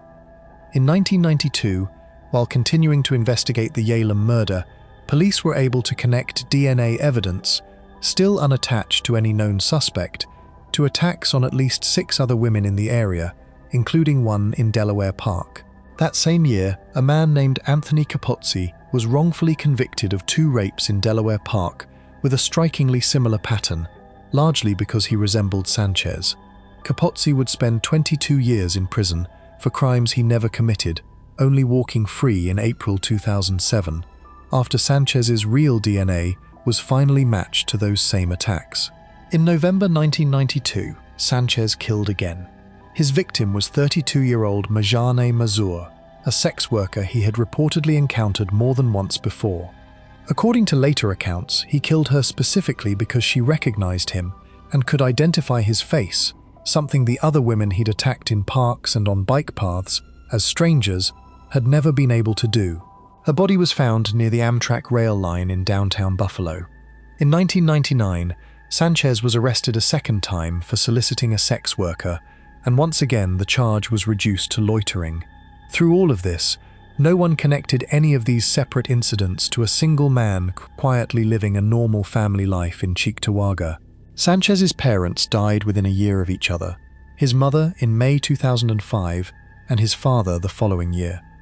On September 29, 2006, exactly 16 years to the day after he'd killed Linda Yalem, Sanchez killed a third confirmed victim, 45-year-old Joan Diver, a nurse, the wife of a University at Buffalo chemistry professor, and a mother of 4. He strangled her along a bike path near her home in Newstead.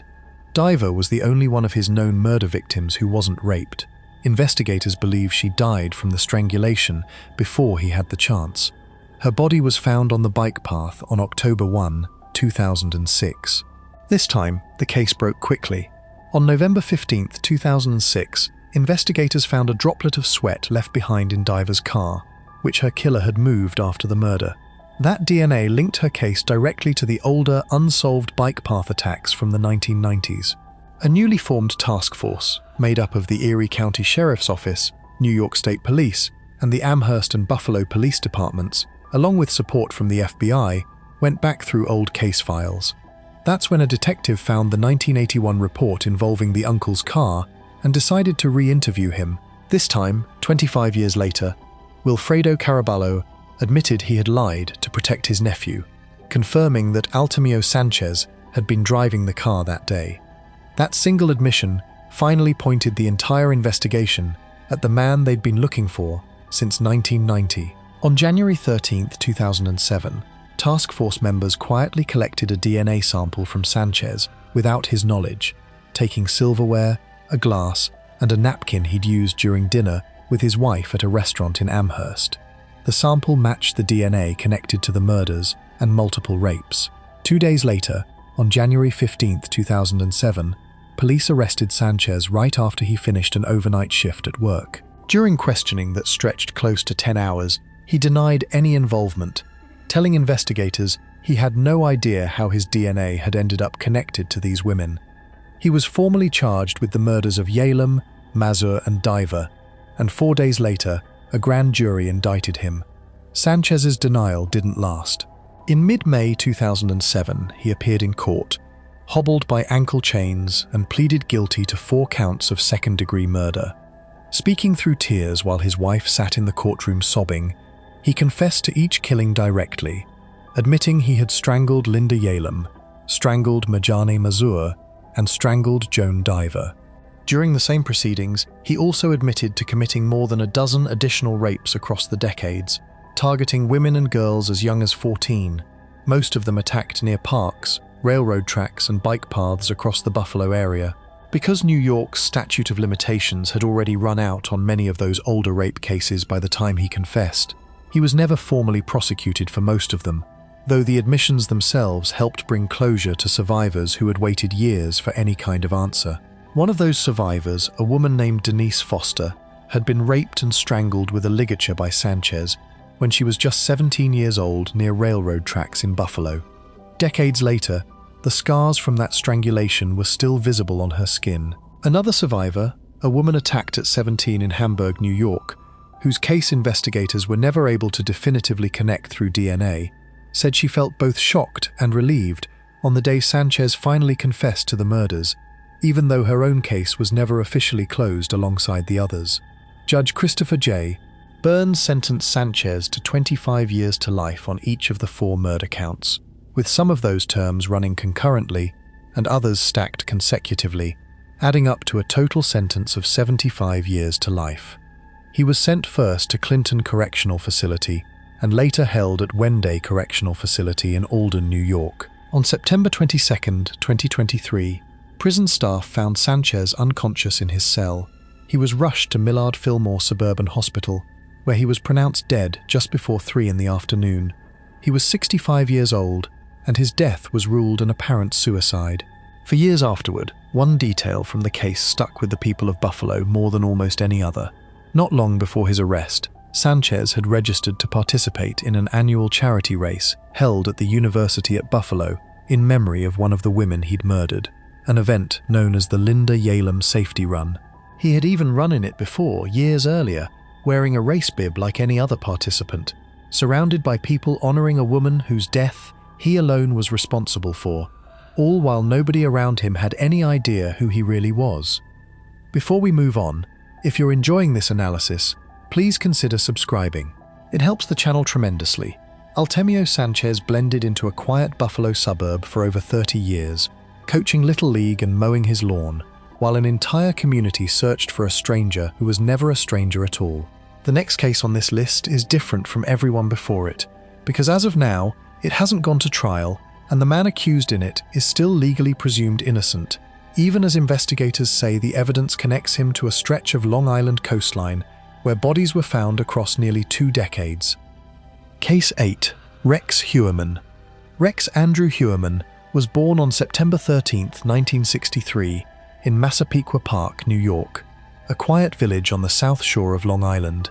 His parents, Theodore and Dolores Heuermann, raised him there, and people who knew him as a kid remember him as a bit of a mama's boy, someone unusually close to a mother that acquaintances described as controlling. He grew up, stayed close to the area, and eventually built a career as an architectural consultant working out of Manhattan, not far from the Empire State Building. He married, had 2 children, and settled into life in the same South Shore community where he'd been raised. For decades, that's all anyone around him seemed to know. A local architect, a father, a husband, a man whose daily commute took him from a quiet Long Island street into the middle of one of the busiest cities in the world. The case that would eventually connect to Heuermann's name started in a completely different place, years before anyone had a suspect in mind. In May 2010, a sex worker named Shannon Gilbert disappeared after running from a client's house near Gilgo Beach. Investigators searching for her along Ocean Parkway didn't find Gilbert right away.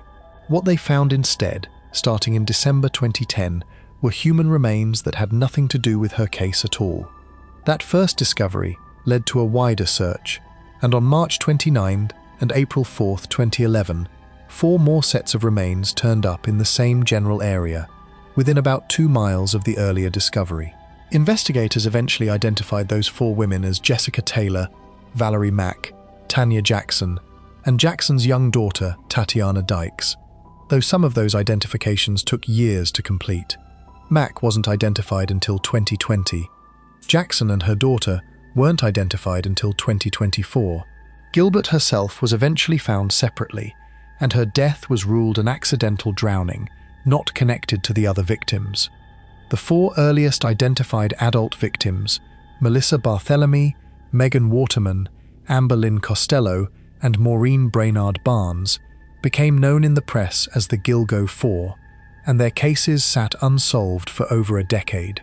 All 4 had worked in the sex industry, and all 4 had advertised online, mostly on Craigslist, which is where their killer had found them. Maureen Brainard Barnes, 25 years old and from Norwich, Connecticut, was a mother of 2 who had turned to sex work after struggling to find steady employment, and who had actually stepped away from it for 7 months before an eviction notice forced her back. She disappeared on July 9, 2007, telling people she planned to spend the day in New York City. She was never seen again after that. Amber Lynn Costello, originally from North Carolina, was living in West Babylon with a group of other heroin users when she vanished. Her roommate gave police a description of the man who had come to pick her up that night, along with a description of the truck he was driving, a detail that wouldn't mean anything to investigators for more than a decade, but would eventually become one of the most important pieces of the entire case. For years, the investigation into these murders barely moved. Part of that stall came down to basic evidence limitations, degraded remains and limited DNA technology in the early 2010s, but the docuseries later made about the case also pointed to serious problems inside the Suffolk County Police Department and District Attorney's Office at the time, describing an environment where corruption and mismanagement slowed the investigation for years before it ever got close to a real suspect. The case didn't move forward again in any meaningful way until 2022, when detectives finally connected a witness's description of a pickup truck, the same kind of truck Costello's roommate had described years earlier, to a man named Rex Heuermann. That link gave investigators their first real lead in over a decade. From there, the case moved with a level of forensic precision that had been missing for years. Investigators eventually obtained a DNA sample from a pizza crust that Heuermann had thrown away in a trash can in Manhattan. When they compared that DNA to genetic material pulled from severely degraded hair fragments recovered from the victim's remains, they found a match. That single piece of discarded food, combined with the truck description that had been sitting in a case file for over a decade, gave prosecutors enough to finally make an arrest. Heuermann was taken into custody in 2023. Once he was in custody, more of his history connected to the case came into focus. Investigators eventually linked Heuermann not just to the 4 Gilgo Beach victims from 2010 and 2011, but to killings stretching back much further. On June 6, 2024, he was formally arraigned and charged with 2 more murders: 20-year-old Jessica Taylor, killed in 2003, and 28-year-old Sandra Costilla, who had disappeared on November 19, 1993, and whose body was found the following day in a wooded area roughly 60 miles from Gilgo Beach. Costilla's case pushed the known timeline of the killings back into the early 1990s, far earlier than investigators had originally believed possible for this particular killer. In total, prosecutors charged Heuermann with 7 murders: Barthélemy, Mack, Taylor, Waterman, Costello, Brainerd Barnes, and Costilla. The case was originally scheduled to go to trial in September 2026, a proceeding that would have forced prosecutors to prove each of the 7 murders in front of a jury. That trial never happened. On April 8, 2026, Rex Heuermann pleaded guilty in court to all 7 murders he had been formally charged with.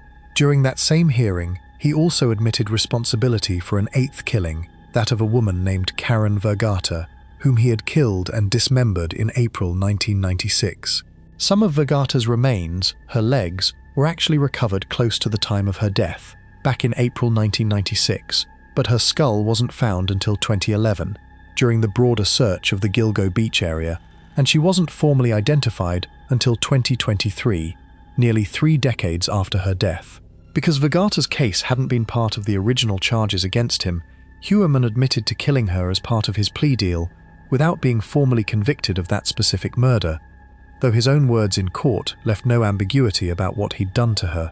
By pleading guilty, Heuermann accepted responsibility for what prosecutors described as a killing spree spanning roughly 17 years, from Sandra Costilla's murder in 1993 through the deaths of the women found near Gilgo Beach in the 2000s. In court, he admitted that he had strangled his victims, most of whom worked as sex workers, and that he had dismembered some of their bodies afterward to make disposal easier. The plea meant he would never stand trial in front of a jury, and it guaranteed a sentence of life in prison without any chance of parole. That sentencing took place on June 17, 2026, at Suffolk County Court in Riverhead, New York. 13 family members of his victims were present in the courtroom, and one by one, they spoke directly to the man who had taken their loved ones from them.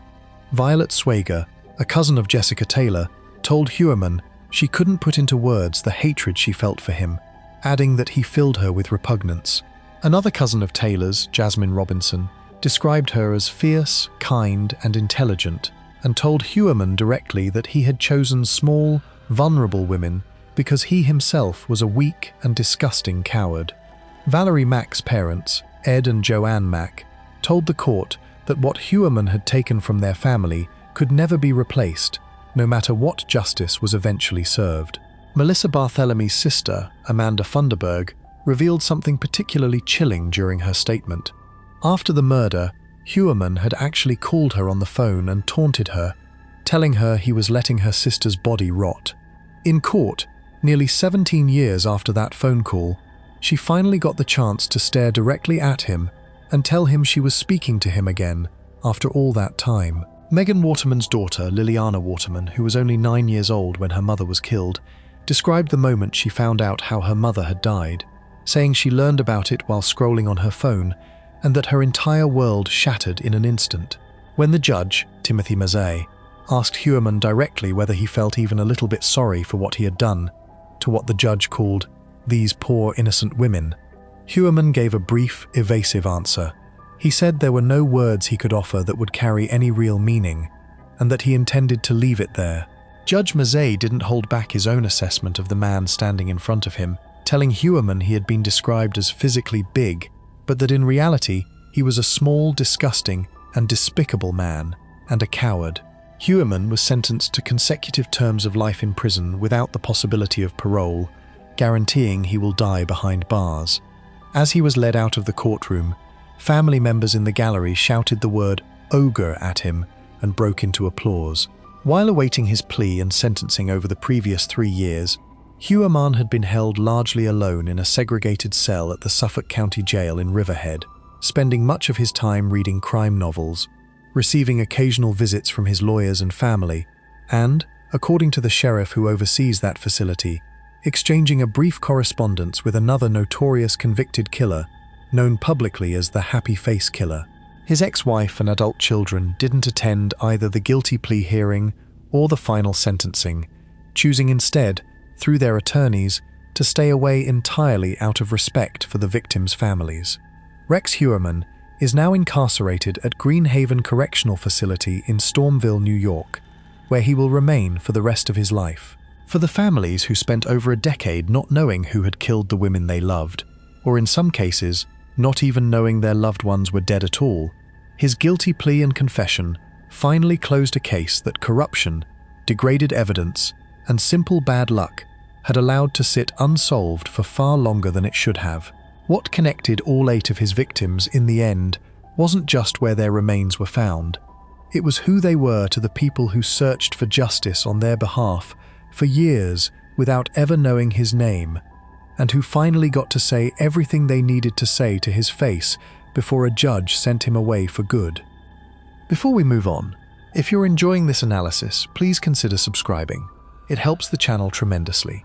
Rex Heuermann hid behind a career and a family for nearly 30 years before a discarded pizza crust finally connected him to 8 women he'd killed across almost 2 decades. The next man on this list didn't try to blend in with an ordinary life at all. Instead, he mailed his own taunting letters straight to police and reporters, going out of his way to convince an entire city that a killer from the other side of the country had somehow come back to finish what he'd started decades earlier. Case 9. Heriberto Seda. Heriberto Eddie Seda was born on July 31, 1967, in Brooklyn, New York, and grew up in the East New York neighborhood, living with his mother and his younger half-sister, Gladys, who went by the nickname Chachi. From the outside, Seda looked like an unusual mix of contradictions. He attended church regularly and described himself as deeply religious, but at the same time, he idolized serial killer Ted Bundy and became fixated on the unsolved Zodiac killer case out of San Francisco, a string of murders from the late 1960s and early 1970s, where the killer taunted police with coded letters and was never identified. Seda kept scrapbooks about that case and read constantly about guns, violence, and true crime, subscribing to magazines like Soldier of Fortune and collecting books about other serial killers. Seda never held a steady job as an adult. He dropped out of high school after getting caught bringing a starter pistol onto school grounds, and rather than complete mandatory counseling to get readmitted, he simply left school for good. To make money, he used an unusual method. He'd leave open plastic bags inside the coin return slots of payphones and vending machines, wait a few days, and then come back to collect whatever change had accumulated inside. He lived at home, unemployed, supported mostly by his mother, and by most accounts kept to himself. Behind closed doors, he was abusive toward his teenage half-sister, both physically and emotionally, a pattern that would eventually resurface in a much more dangerous way years later. On November 17, 1989, New York City's 17th Police Precinct in East New York began receiving strange letters. The first one carried a chilling heading, "This is the Zodiac." Inside, the writer laid out a plan to kill 12 people, one for each sign of the Zodiac. At first, police treated it as a hoax, the kind of unsettling but empty threat departments receive more often than most people realize. That assumption didn't hold for long. On March 8, 1990, a man wearing a ski mask shot a victim named Mario Orozco in the back and left him for dead. Orozco, whose zodiac sign was Scorpio, survived the attack. 21 days later, the same attacker struck again, shooting a man named German Montenegro, a Gemini, who also survived. The letters hadn't been an empty threat after all. Police quickly connected these shootings to the earlier letter and formed a task force, codenamed Operation Watchdog, dedicated entirely to catching the man being called the New York Zodiac in the press. On June 19, 1990, the attacker struck a third time, shooting a homeless man named Larry Parham, a cancer, after first taking his wallet to check his identification and confirm his zodiac sign. Parham survived. Around this same time, the New York Post received another letter containing the killer's chosen symbol, a crosshair with 3 sevens circling it, along with a list of the victims and their astrological signs. Investigators eventually managed to decode portions of these communications, which contained codes based on international maritime signal flags, work led by New York Post journalist Kieran Crowley, with help from his father-in-law, a World War II cryptography veteran. At one point, the task force believed it had figured out when the killer would strike again, warning the public to be cautious around the anniversary of the first shooting. That warning day passed without any attack happening. So did the following weeks and months. For reasons the killer never fully explained, he simply stopped. New Yorkers who had spent months on edge, some changing their daily routines just to avoid revealing personal details, like their birth date to strangers, slowly began to let their guard down. The case went quiet and eventually cold. The killings didn't stay stopped forever.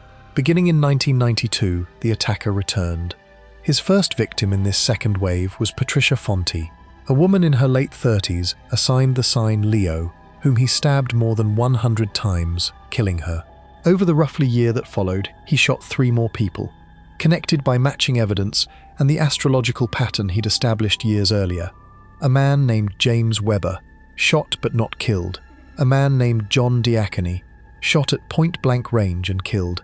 And a woman named Diane Ballard, shot in the neck while sitting on a park bench, the bullet lodging near her spine without killing her. All 3 attacks and the earlier stabbing were later tied together through evidence and the killer's own communications, which by now had made their way not just to police, but to national media outlets curious whether the original, unidentified California Zodiac killer might somehow have relocated to the East Coast decades after his last known crime. Handwriting analysts and California investigators eventually ruled that theory out entirely. Whoever this new attacker was, he wasn't the same person responsible for the original 1960s and 1970s murders. The case sat unresolved for years after that final wave of attacks, until an unrelated arrest in March 1994 nearly ended it early without anyone realizing it. Police stopped Cedar outside his East New York apartment after noticing a suspicious bulge in his jacket. Inside, they found one of his homemade zip guns, but testing showed the weapon wasn't actually functional at the time, and his public defender managed to get the weapons charge dropped entirely, with his arrest record sealed shortly after. Cedar apparently took that outcome as a kind of sign, interpreting it as proof that he was somehow beyond consequences, untouchable no matter what he did. That sense of invincibility didn't last. On June 18, 1996, Cedar got into a violent confrontation at home with his half-sister Gladys and her boyfriend.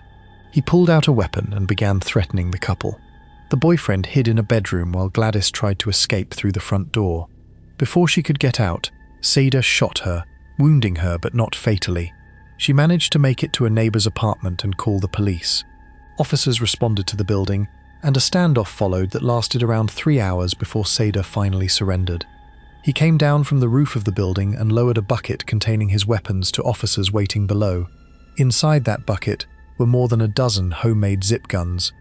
A subsequent search of his apartment turned up 2 pipe bombs, materials for making more explosives, and additional gun-making supplies.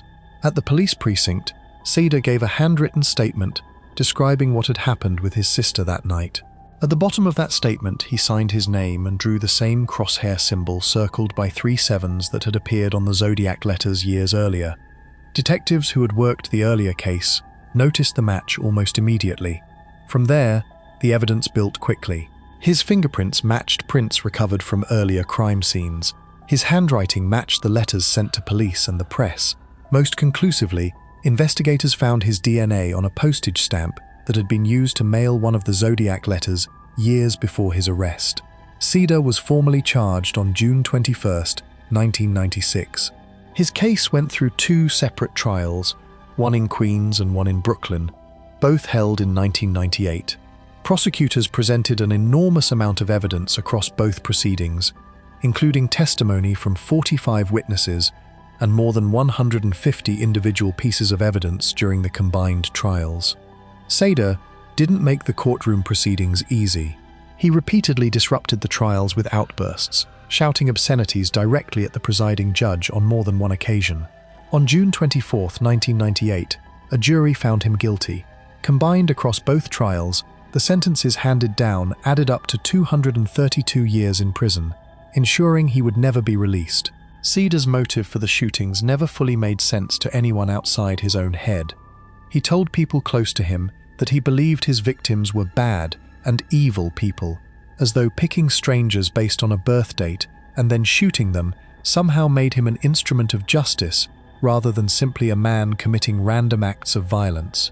Investigators believed he determined victims' zodiac signs by going through their personal belongings, wallets and identification cards, before attacking them, meaning the entire astrological angle to his crimes was something he imposed after choosing a target, not a genuine method for selecting them in the first place. For the people he attacked and their families, the aftermath looked different depending on who you ask.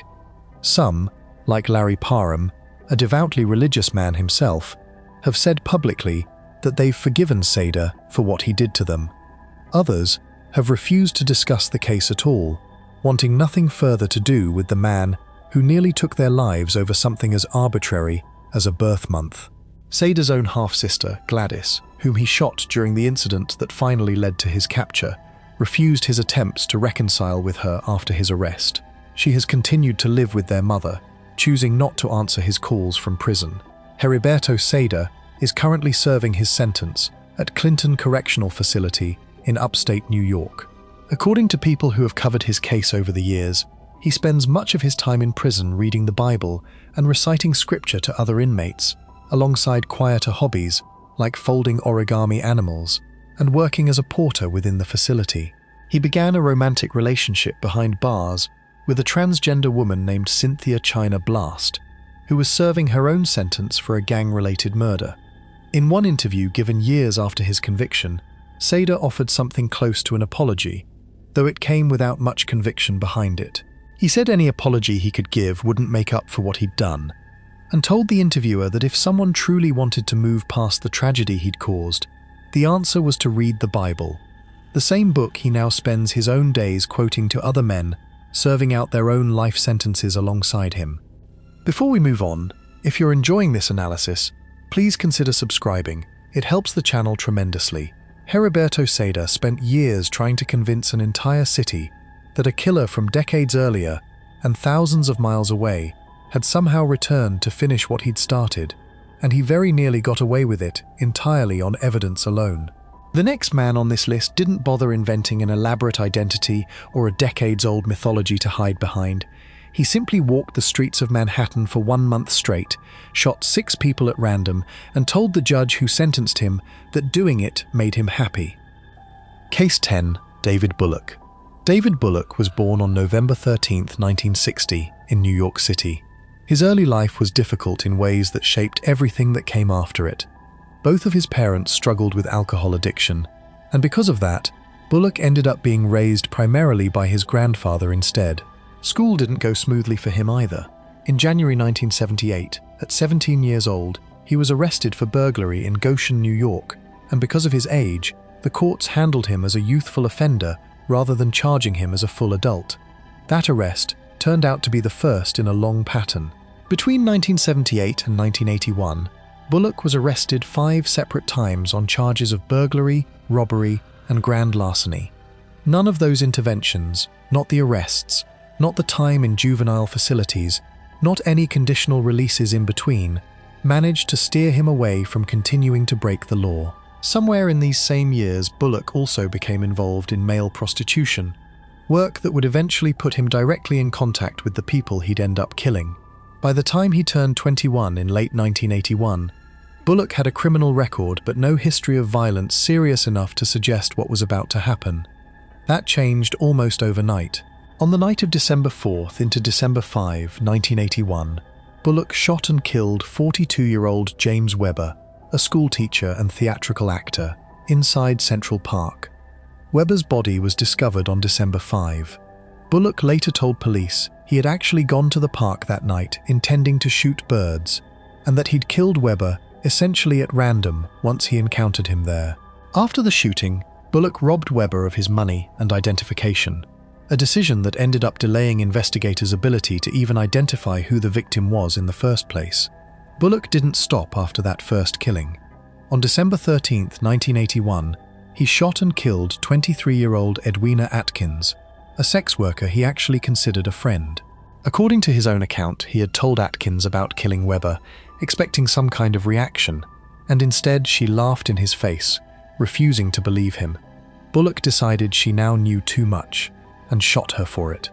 Afterward, he set fire to her apartment, apparently hoping the fire would destroy whatever evidence might connect him to the crime.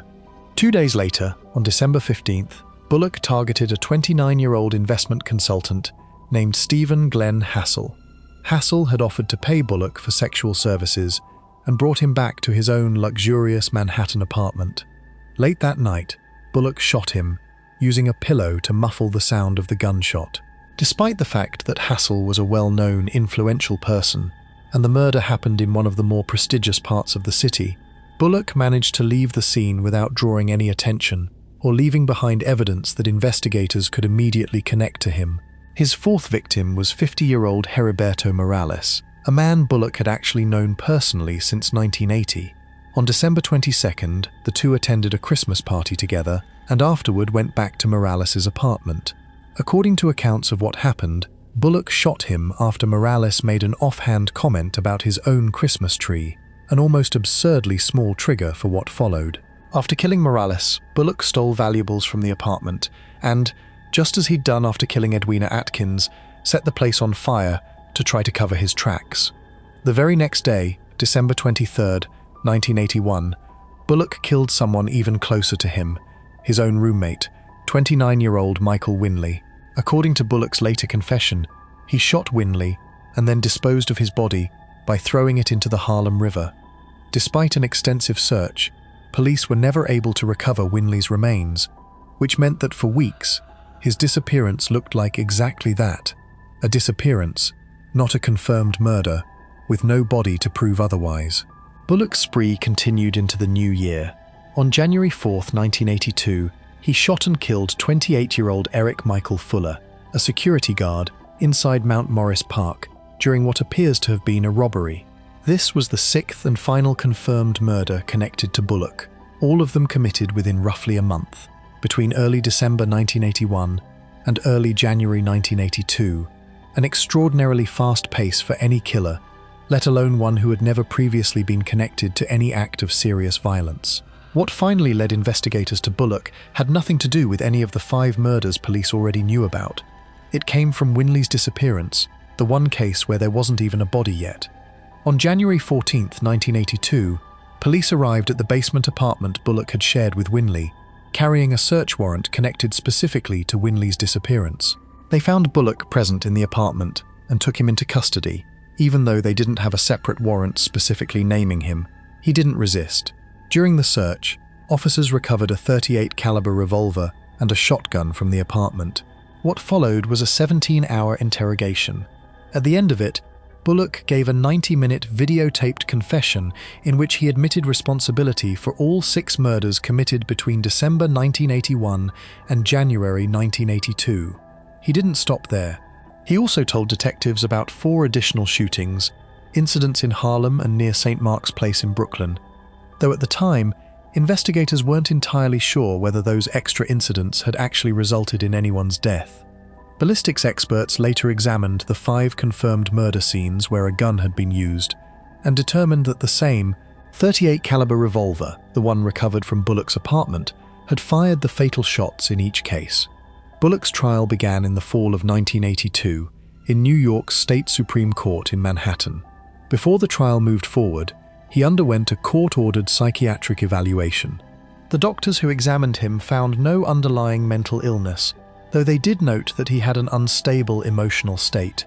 That evaluation meant Bullock would stand trial as someone the court considered legally sane and fully responsible for what he'd done, not someone who could claim insanity as a defense. On October 26, 1982, during a 2-hour hearing presided over by Judge Burton B. Roberts. Bullock entered a guilty plea to 6 counts of second-degree murder, along with additional charges tied to burglary and theft, connected to the same string of crimes. What made the hearing especially unsettling wasn't the plea itself, but how Bullock behaved while entering it. He smiled and chuckled while describing the killings in detail to the court, showing no visible remorse whatsoever. When asked to explain his motive, he offered explanations that weren't explanations at all. He told the court that killing made him happy, that it was fun, and that he'd done it for something to amuse himself with. He specifically described feeling like he'd been in the Christmas spirit during parts of his spree, a description that turned the holiday season into something almost unrecognizably grotesque in his own retelling of events. On November 29, 1982, Judge Roberts formally sentenced Bullock. He received 6 consecutive terms of 25 years to life, adding up to a minimum of 150 years in prison before any possibility of parole could even be considered. Bullock smiled again as the sentence was read out loud in court.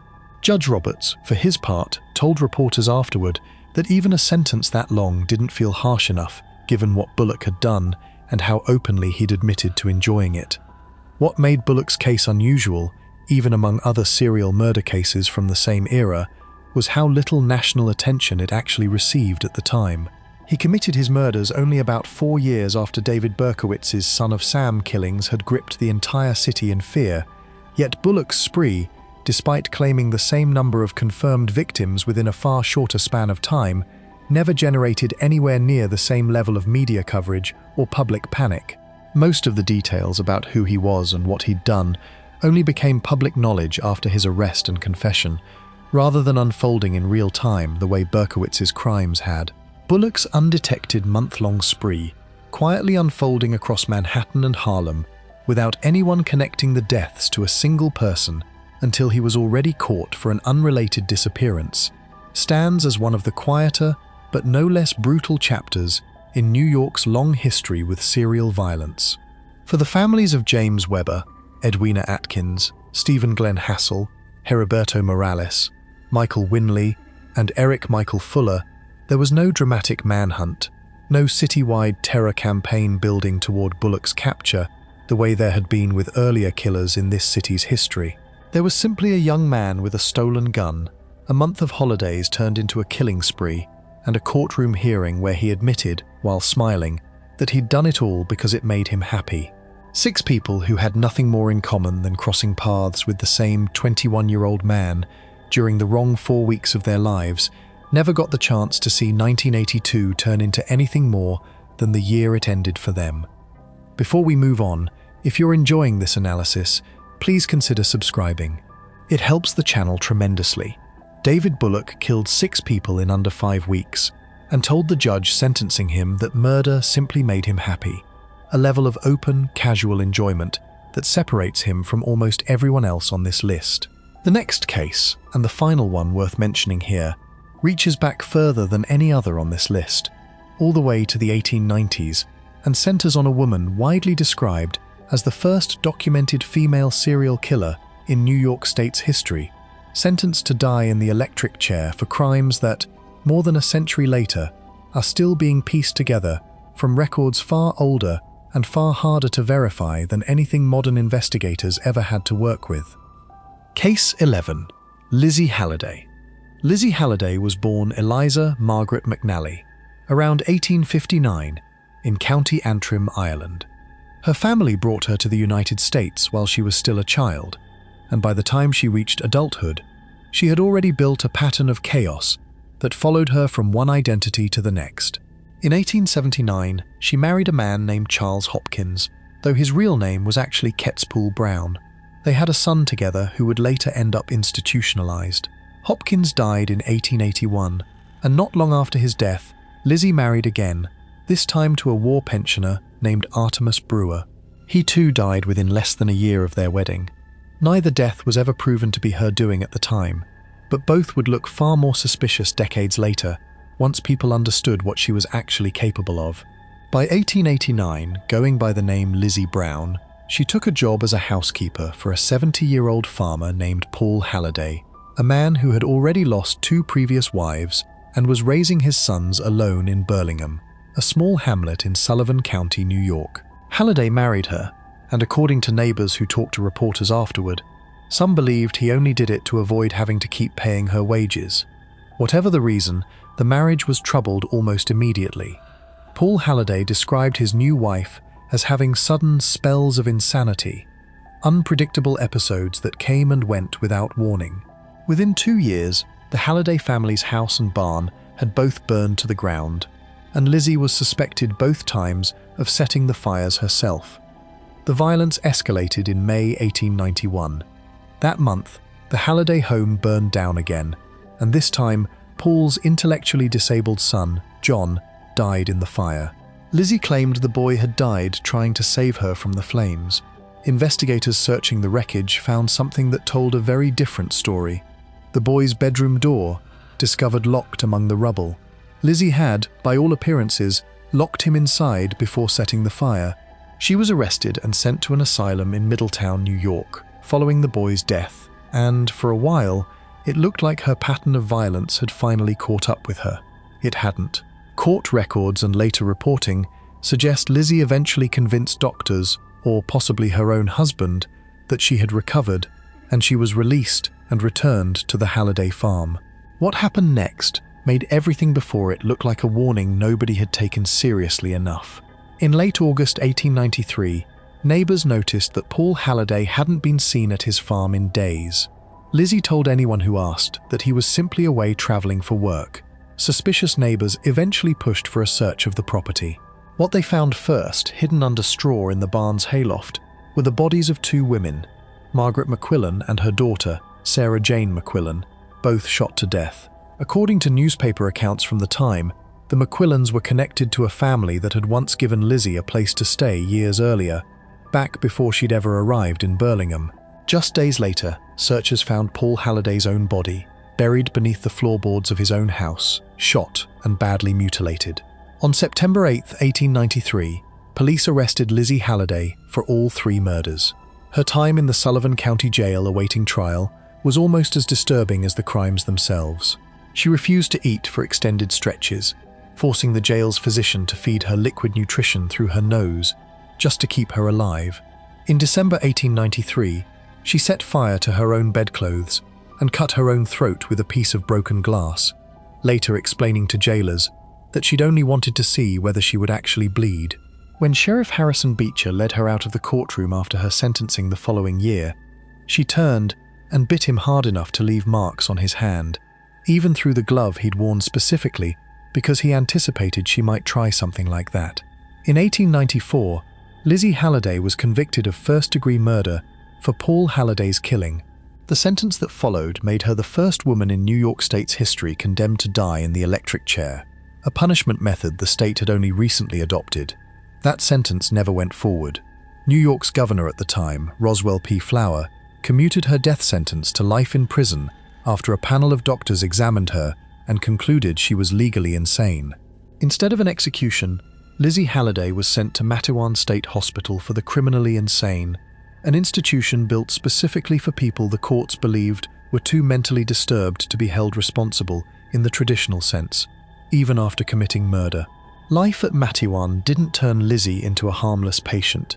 Reports from her time there describe an early attempt to attack one of the hospital's attendants, though she eventually settled into a much calmer routine, even performing in plays the other patients put on for entertainment. Over roughly a decade, she became one of the institution's more trusted patients, largely thanks to a bond she developed with a young nurse named Nellie Wicks, someone Lizzie had grown genuinely attached to.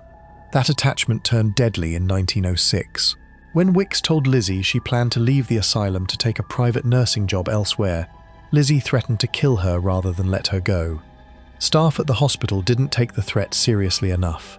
On September 27, 1906, Lizzie followed Wicks into a lavatory, locked the door behind them, and stabbed her repeatedly with a pair of scissors.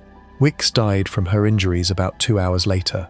Lizzie Halliday remained institutionalized at Matewan for the rest of her life. She died there on June 28, 1918, still confined to the same hospital that had held her for roughly a quarter of a century. When the New York Times reported her death, the paper remembered her plainly as a woman who had murdered 5 people over the course of her life, and repeated a nickname that had followed her since her original 1893 arrest, the worst woman on earth.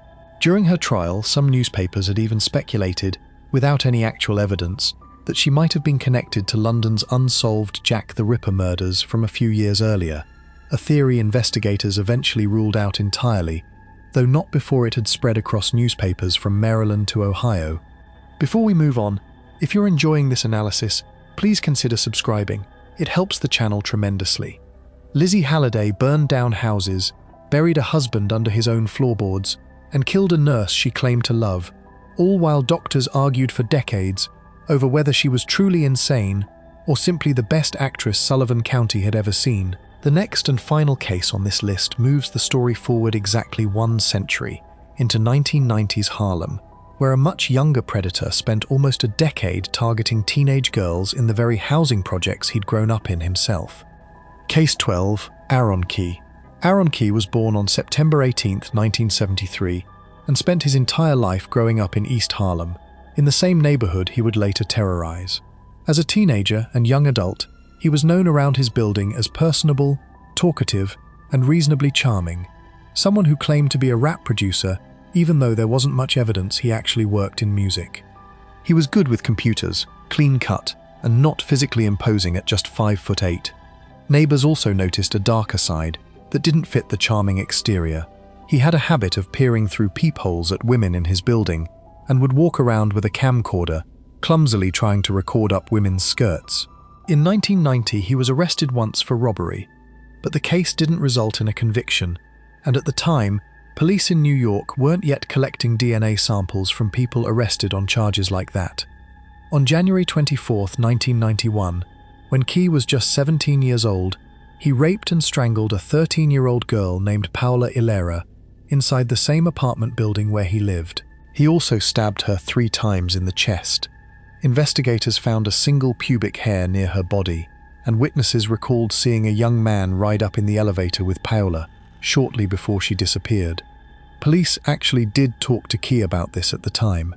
He gave them a fake name, Aaron Warford, using his mother's last name instead of his own, and told officers he had gotten off the elevator at the 19th floor while Paola continued up alone.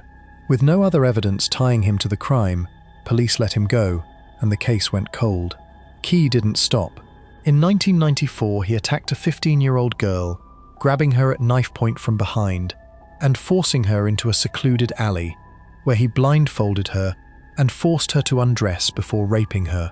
The girl was able to give police a description afterward, describing her attacker as a muscular, clean-shaven black man, and recalling that he had told her she was lucky to be raped by such a handsome man. Despite that detailed description, the case wasn't connected to Key for another decade. 6 years after killing Paola Ilera in 1997, Key murdered his second known victim, 19-year-old Yohalis Castro. He stabbed her to death and left her body on a rooftop on East 104th Street, then set her on fire. An autopsy later suggested she may still have been alive when the fire started. Investigators eventually connected Key to this case, partly because he turned out to be the last person Castro had called before she died. In June 1998, Key killed a third victim, 17-year-old Rashida Washington, a fashion student. He raped and strangled her, leaving her body in the stairwell of a Harlem housing project.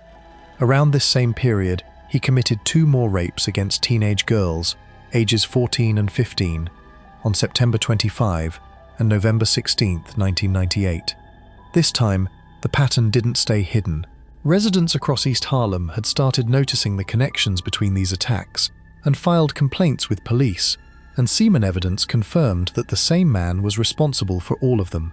Once the NIPT recognized they were looking for a single, serial offender, they launched a public campaign, distributing wanted posters built around a sketch based on victim descriptions. Not long after the posters went up, an anonymous caller told detectives to look closely at a man known around the neighborhood as Ace, who lived on the 19th floor of Rashida Washington's own apartment building. That floor number matched what Paola Ilera's original witness had described years earlier. Detectives quickly identified Ace as Aaron Key. A baseball cap and hoodie left behind at the September 1998 rape scene had laundry tags traced to a dry cleaner that Keyes' mother regularly used, adding another link. Police still didn't have enough evidence to formally request a DNA sample from him, so they placed him under surveillance instead. That surveillance paid off when Key was arrested on an unrelated charge, stealing a hard drive from a computer store. While he sat in a holding cell, officers gave him a cup of water. After he was released on the minor theft charge, detectives collected that discarded cup and sent it for DNA testing. Within a couple of days, the results confirmed what investigators suspected. Keyes' DNA matched the evidence collected from the East Harlem murders and rapes. By that point, though, Key had already been released, and he wasn't home. He had picked up his 16-year-old girlfriend, Angelique Stallings, a girl he had originally met and groomed while tutoring her with homework, under the pretense of taking her out for a Valentine's Day date.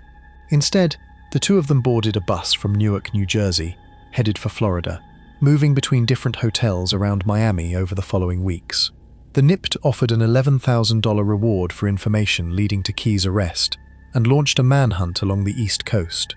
Stallings' parents eventually recognized Keyes' photograph in a newspaper article covering the case and told police their daughter had been with him. In February 1999, a SWAT team located and arrested Key at the Sun Hotel in downtown Miami. Stallings was found with him, unharmed. After a roughly 4-month legal fight over extradition, Key was sent back to New York to face trial.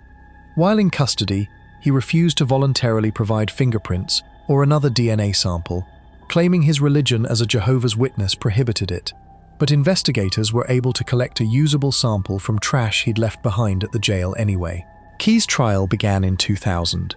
He pleaded not guilty to all 3 murders and 3 additional rape charges connected to the case. During the proceedings, he took the stand and insisted he was being framed, going as far as to claim the DNA evidence used against him was fake, even though several of his surviving rape victims identified him directly in court. The jury wasn't persuaded. On December 16, 2000, they found him guilty on every count. When the verdict was read aloud, Key shouted, "Fuck all of y'all," at the courtroom. By the time he returned for formal sentencing in January 2001, his tone had shifted, and he apologized for his outburst during the verdict. The court sentenced him to 3 consecutive life sentences for the murders of Paola Hilera, Johalis Castro, and Rashida Washington, along with decades of additional prison time tied to the accompanying rape and robbery convictions, adding up to a combined sentence of roughly 400 years. The case wasn't fully finished even then.